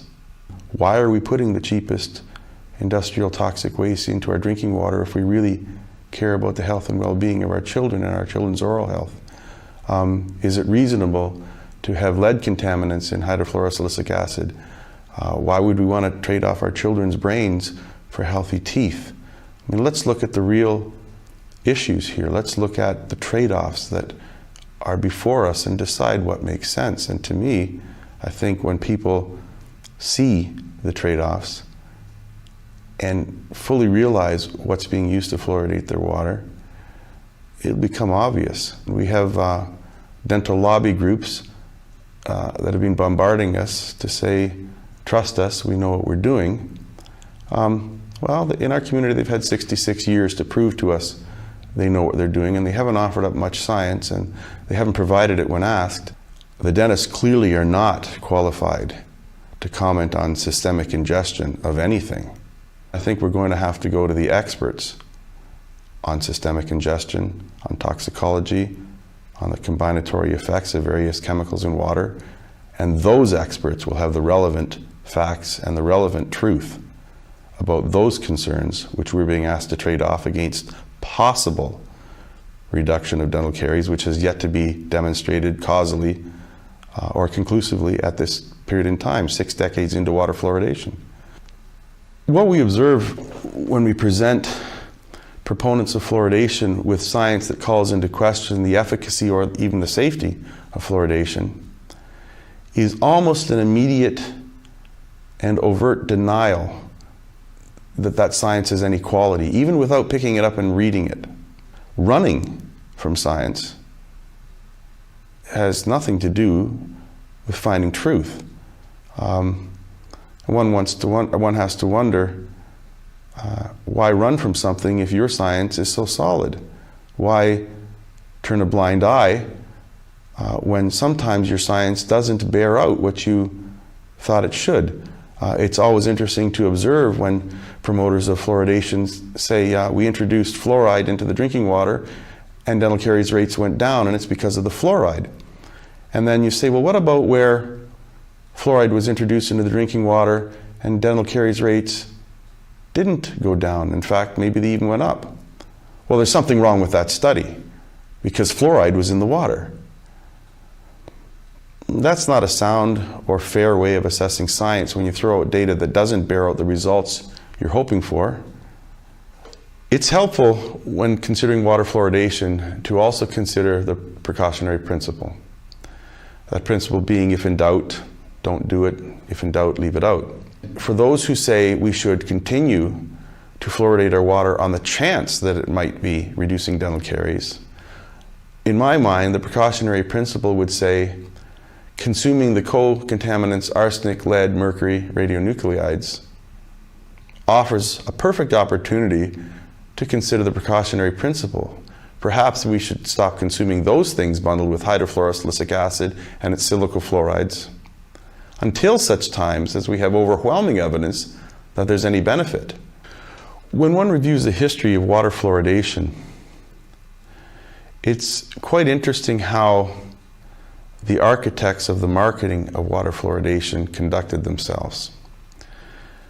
Instead of putting science out front to sell water fluoridation to the public and convince the public that it's warranted, in fact, what happened was a belief system was constructed. Edward L. Bernays, who was hired to market water fluoridation by the polluting industries, was very clear in his statement when he said, we know we cannot talk about the science behind water fluoridation. So what we must do is we must find white coats to promote water fluoridation. And once we have those white coats promoting water fluoridation, whenever anyone wants to talk about the science, we'll simply point to those white coats and say, well, if it isn't good for you, why would they say it is? That's not a discussion about science. That becomes marketing. And it's a very smart thing to do, because we all know that it's much more difficult to deconstruct a well-placed, well-lived belief system that's entrenched for many decades. However, it's much easier to have a rational debate where science trumps science until we get to the truth. Yes, there's good science and there's bad science, but we're quite capable today to evaluate science on its quality and its merits, and we need only do that to deconstruct water fluoridation. The problem is the belief system has been entrenched in the public's mind for more than 60 years. So when one wants to add fact into a belief system that does not dovetail neatly and comfortably into that belief system, the human response is to reject the fact rather than realign the belief system. In psychological terms, that's called cognitive dissonance. We simply can't package something that doesn't sit well for us, makes us feel too uncomfortable, and may keep us up at night, because after all, it would be very nice to go to bed thinking and believing. There are others out there, the dental associations, public health, Health Canada, who are looking after our well-being while I'm sleeping tonight. But to believe that perhaps they've made a gross error and are now not willingly going to admit that doesn't sit well. So it was very, very smart to work with belief systems and construct belief systems, because they're very difficult to deconstruct, as I've said. And what we have to do is be willing to set aside biases and sit down at a table as friends and neighbors and discuss the science. Some people who say the science is too difficult to understand, then let's bring in people from both sides of the issue, proponents and opponents of water fluoridation, who are qualified to comment on the science, on the chemistry, on the systemic ingestion, on the biology, on the physiology, on the statistics, on the methodology. They can help us understand what is good science and what is bad science. And from there, we can make the decision based on the science in front of us, whether it's worth the risk. To me, that's the fairest resolve to deconstructing what I believe to be a myth that has been carefully constructed over 6.5 decades. People sometimes will also ask, why would somebody purposely want to harm us?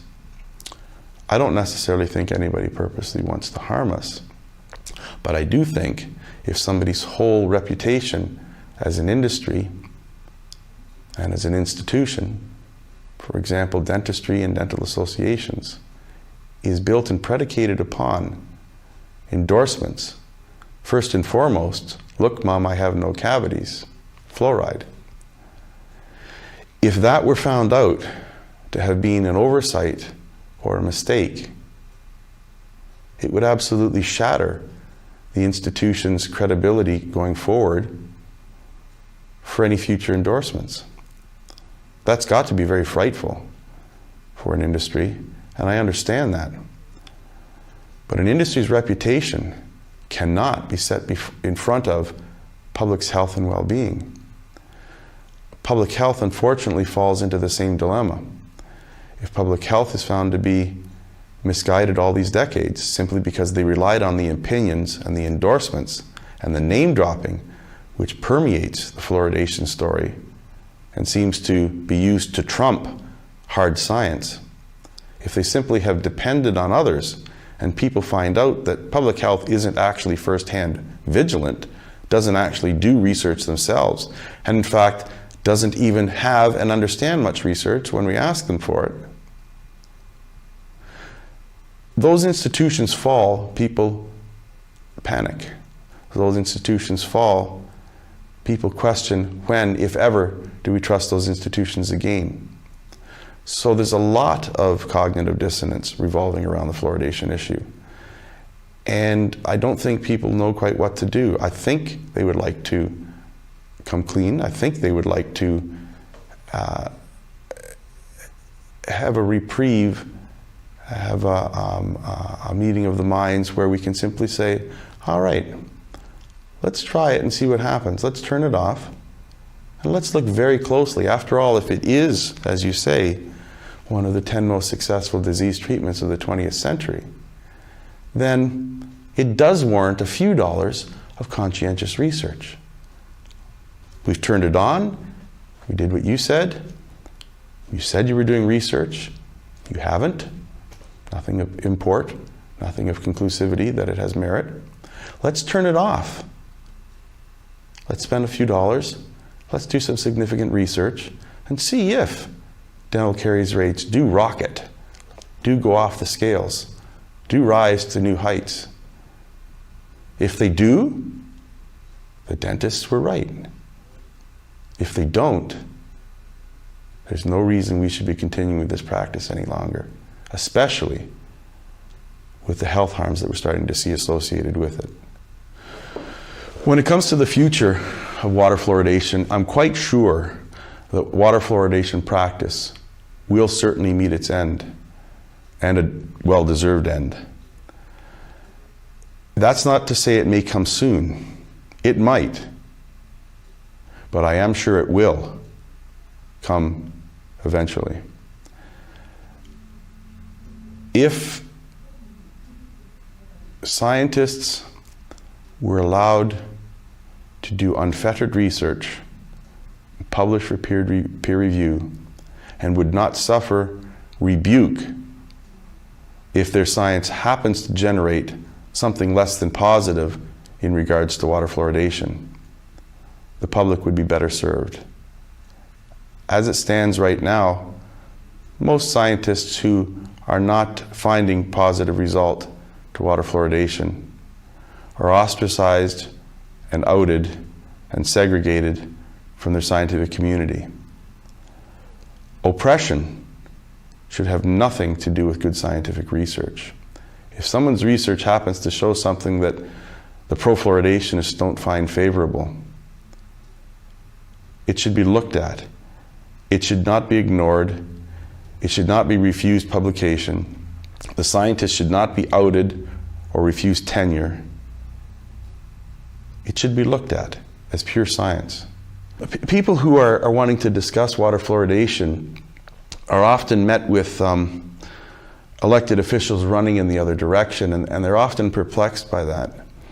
But if you think about it for a moment, by and large, because water fluoridation is born on a belief system rather than science, you have on average about half the population that swings one way and the other half swings another way when it comes to whether we should or shouldn't fluoridate. Elected officials are very aware of that.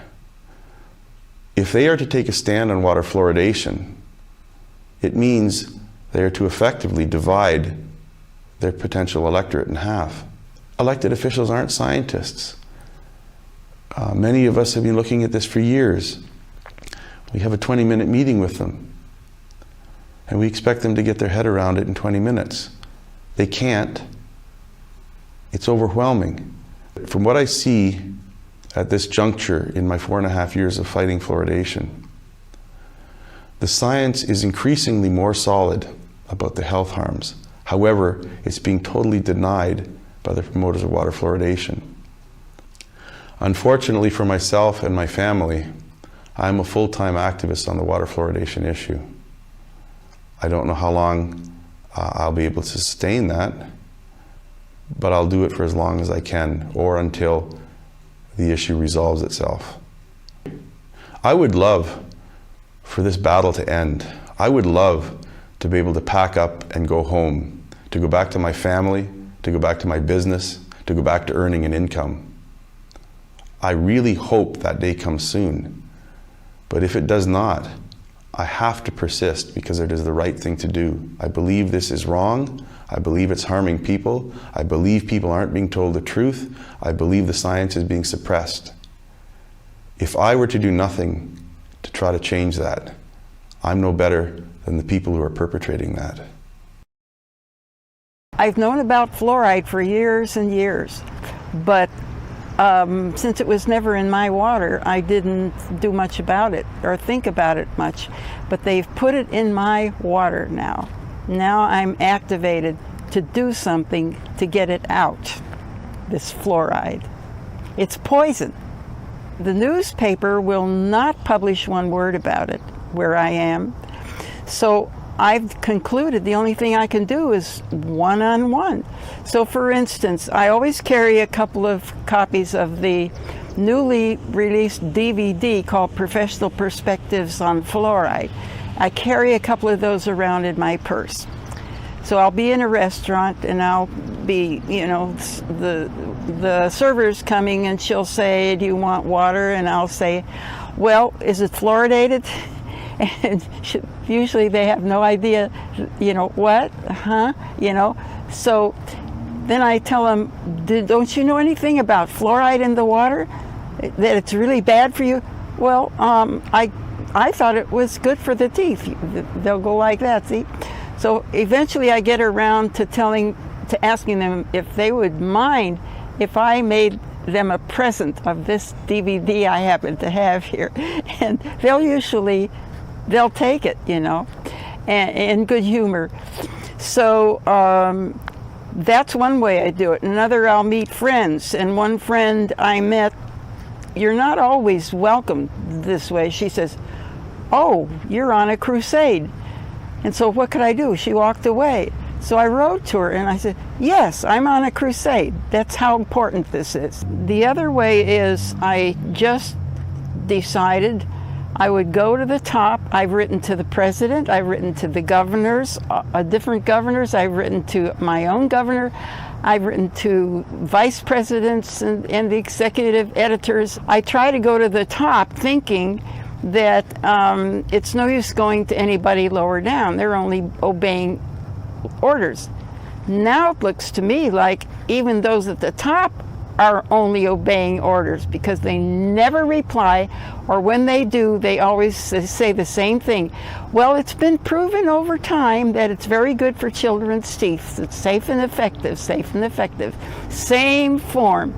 So you never get a decent reply from any executive ever. The most important thing I can do is spend my time. I write letters. That's about the only thing I can do. I'm not a scientist. I can't do any research. I can talk about research, but there's even a limit to that because since I'm not a scientist, I may misquote, you know, that sort of thing. You get to be a pest, and it can get to you if you take it personally, but I don't care. What I'm trying to do is more important than whether they think I'm a pest. So if I think I've gone that far with them, well, I just leave them alone for a while, you know. But it's important to follow up to see if they actually watched the DVD. Because sometimes they say they have, and if you kind of question them a little bit, you find out they haven't.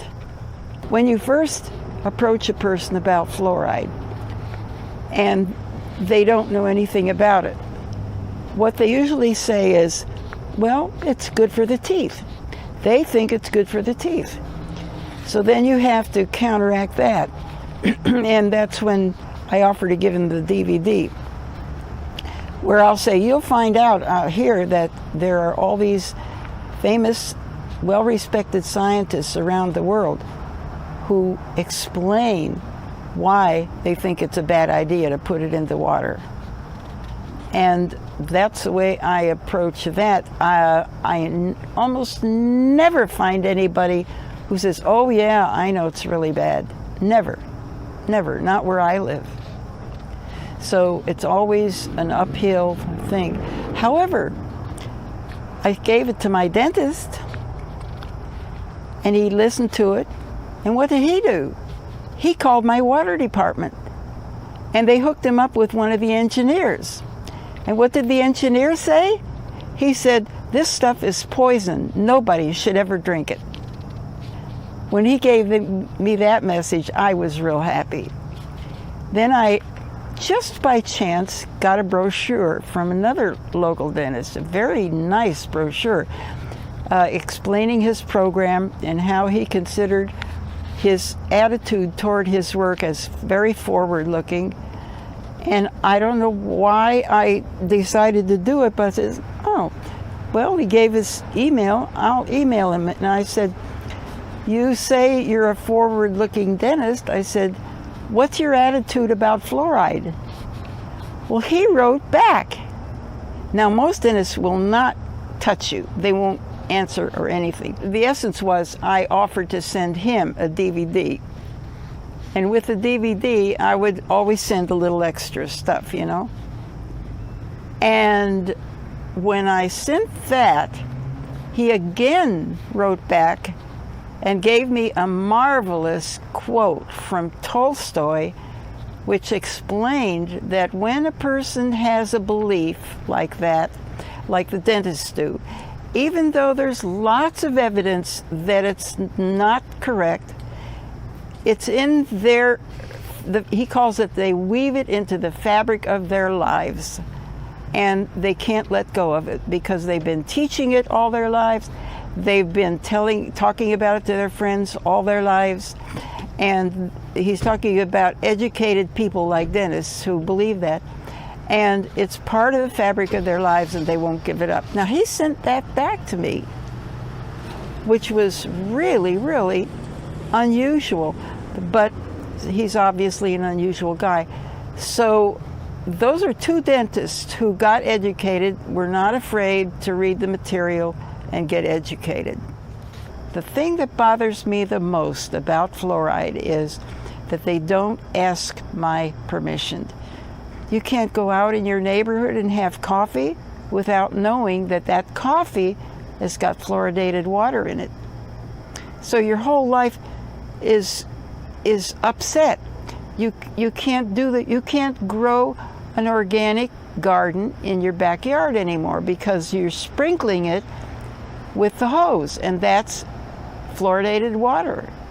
You can't filter it out unless you are well-to-do enough to buy reverse osmosis equipment or distillation, because the carbon filters do not, this stuff is so soluble that it just goes right through anything. Carbon filters don't touch it. So if you can't afford reverse osmosis, then you can't have all your water fluoridated. You could buy a small one that'll do your kitchen, you know. But then why should I pay the water department? I pay my bills and they deliver the water, but I can't use it. I have to spend extra. It's very hard to get the dentist to change the way they think. There are, once in a while, ones who do, and then that's what keeps you going. My name is Bill Patnod. I live in Methuen, Massachusetts, and I've lived there most of my life except for service. The first time they wanted to fluoridate, Dr. Zan Fagner, an allergist, wrote this book, Truth Decay, and he was the leader from that time on. And this guy was ostracized, he was put down, belittled by his professionals and other people. I went to the reference librarian and I asked her for information on fluoride, pro and con. I knew the pro, but I wasn't sure about the con. And I found out that after an hour that this was ridiculous. From the information that the librarian, the research librarian gave me, I said, this can't be. I found it so quick and it's so ridiculous. So anyways, I searched some more and I got a name of Dr. Phyllis Mullenix. So what happened is I just took my map out and I went directly to her house with the paper. They want to fluoridate Methuen, Mass. And I knocked on her door and said, geez, Doc, I'm here about this. She said, come on in. She's from Missouri, and what a nice lady. My head spun with all the information she had. And we brought other people to meet her from Methuen, and then hence the fight began with the remainder of Dr. Zan Fagner's group and new people who were fighting against it. And we beat it in 96 by 497, because it was beginning in 96, by 400 votes. And in, again, 2002, they brought it up, we beat it by 2,000 votes. People just, you know, came up and they just listened.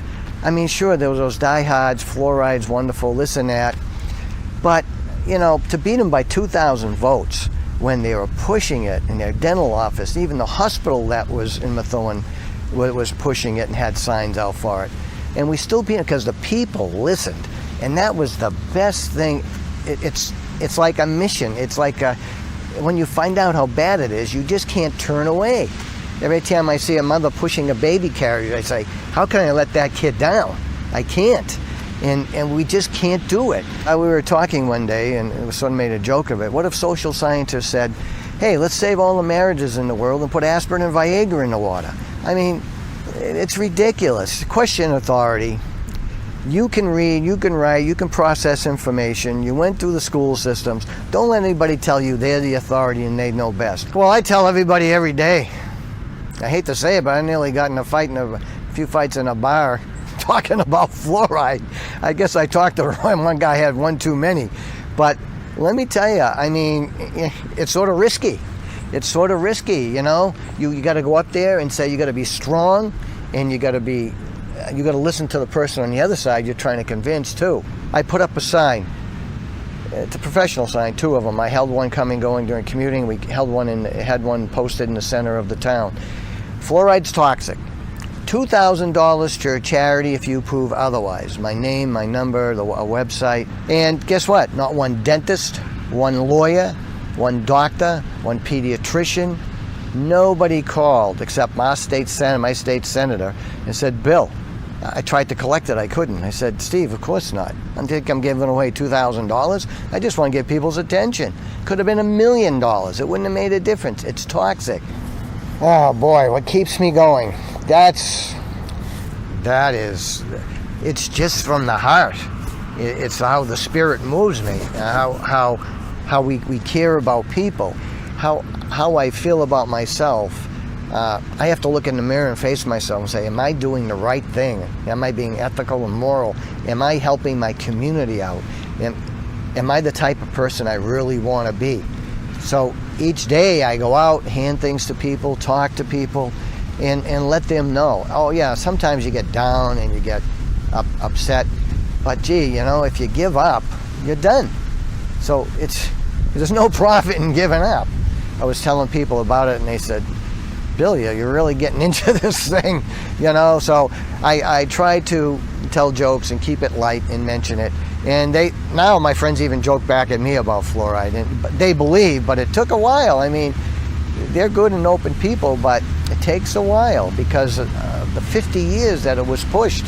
And of course the authority, the dentists with the white jackets, of course they know better than we do. But we know that doctors make mistakes, and we really believe they've been lied to. And the propaganda it's pressure on them to produce what the ADA wants them to say.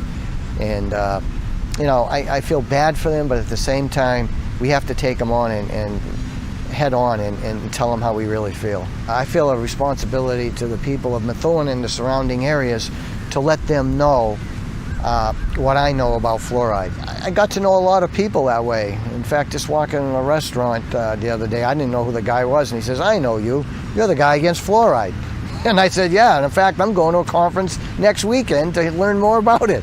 And he was sort of shocked. Even my mechanic, when I dropped my car off before I came here, I said, yeah, Bob, you got to get this ready and, you know, fix everything you can because I'm going up to upstate New York on a fluoride conference. He said, you are? I says, yeah, you still fight? Absolutely. So when people hear that, I think he even gave me a break on my bill. When people hear that you're still out there fighting, they tell other people. And, you know, and they believe you. It's more valid that you're continuing the fight. We have one dentist in Methuen, I know this from talking to mothers passing out flyers, that he recommends not giving their kids fluoride. And that was so good to hear, but he will not come out against it, like, publicly. Well, from what we hear at these meetings and from dentists is that the ADA is really monitoring dentists who fight against this. And they put a lot of pressure on them to change their mind. You know, to save face, you know, I can't say why a professional organization who's supposed to have our health in the best interest wouldn't look into this when even dentists in their own ranks are telling people not to fluoridate? Why wouldn't they take a step back and say, well, let's look at this. Why would they have such a hard line on this, rigid line, that they don't want to hear anything, they know better, when even people in their profession are backing away from it? It's, I don't know if money's involved, power is involved, control's involved, saving face is involved, but whatever the reason is, it is wrong. A lot more fighting. A lot more fighting. A lot more money being spent, a lot more confrontations, but I think we are going to win. But the only way we can win is if the people listening to this will take the time to look at the issue, look at the freedom of choice, look at the science, and decide. They have to take control of their life, their children's lives, and do the right thing for them, for their own health and their family's health. Don't just kowtow to professionals and authority. Check it out. Like I said before, you learned how to read and write, you learned how to process information. Trust yourself. Trust yourself and challenge these people. Like I told one of my councilmen, I said, you know, you're giving your kids these fluoride pills. These are toxic. Ask your pediatrician. A month or so later, he came back, Bill, I asked my pediatrician about the toxicity of these pills I'm giving my kid. And she said, well, give it to your kid every other day, not every day. I mean, what is going on here? So he said, that's it. My kid's not taking any of that. I mean, it's incredible. It just is. He just asked the question. And that was his answer. And right away he said, that's it. So you have victories. You have victories. You got to fight for them, but you have victories.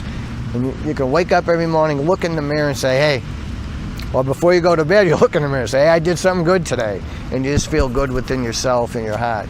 Well, if you just read the warning label on your toothpaste, boy, that's a persuader. Once you read it, it should just make you angry about not knowing about how bad fluoride is. If you swallow more than a recommended amount, which is pea size, you have to call poison control. Where's informed consent on this? Where's informed consent when your child is sitting down getting a fluoride treatment? If they swallow it, they can get sick or die. They don't tell people about this. You know, dentists are professionals, and they go to school and they're trained. You only know what you're taught and what you're trained and what you're given, and within the curriculum that you're taking. So if the propaganda is there about fluoride, well, they're going to, you know, definitely push it. Well, yeah, they say put it in the water because people aren't responsible enough to brush their teeth, or, you know, the poor people don't have like maybe good oral health habits. You know, the thing is that they can treat those people with about the same amount of money that we would put into the water fluoridation of your city or town. They could send the dentist. They could have dentists go to schools and work on these kids. You know, there are other options to that. Of course, people need to know how to brush their teeth, floss their teeth, and they have to eat correctly, you know, good nutrition. And that should be checked at school with the nurse to help those individuals out and those families out. You can give them toothpaste. There's a lot of things you can do than fluoridating the water and having the whole community ingest this stuff. Yeah, I stopped counting because my wife gets too angry at me. I don't tell her anymore. I spent over $30,000 fighting this so far. And that includes copies, ads on TV, the radio, sending stuff out, traveling, doing a lot of different things. But let me tell you, I wouldn't change it. I'd spend $60,000 if I could. It's a fight that needs to be fought, and people have to stand up and fight against it. Like I was in the service in Nam, and my friends passed away. And I'm gonna let them down? No way. Well, of course you get angry, and there's one time I had to go before the city council. It was a big meeting. A lot of firemen were there and everything, but I got on about closing down fire stations. But the thing is, I was there and I said, look, this pediatrician who spoke about fluoride, he didn't tell the truth. As far as I'm concerned, that DR in front of his name name means denial response, because this individual did not take time out to look at both sides of the issue, and he's pushing this toxin on us, and it's wrong, and I had to say something, and I went there and I said what I had to say. Of course, a lot of people were astounded that I would say something like that about a pediatrician within our community. But you know, you got to get angry once in a while and just tell them what you think. It's nice to be soft and bring the information to them, but sometimes you just got to tell them, oh, just like that. Denial response, that's all you know about fluoride. Just, you know, the mantra is safe and effective. Forget about it. You know, you got to get angry sometimes in a controlled manner and tell them how you feel. You got to get emotional about it sometimes, because if not, if you're monotone, they have to say you believe it, you feel it, it oozes from you. It's something that you're going to fight until you can't breathe anymore. Oh my God, yes, it has affected my family. Oh my God, my wife is upset. My daughter knows about it, and she's, in fact, I was holding signs one time with that fluoride sign. Fluoride's toxic, $2,000 should charge. I was holding signs by myself out, and one of her girlfriend's mothers picked her up, and they stopped at the stop sign right across from me.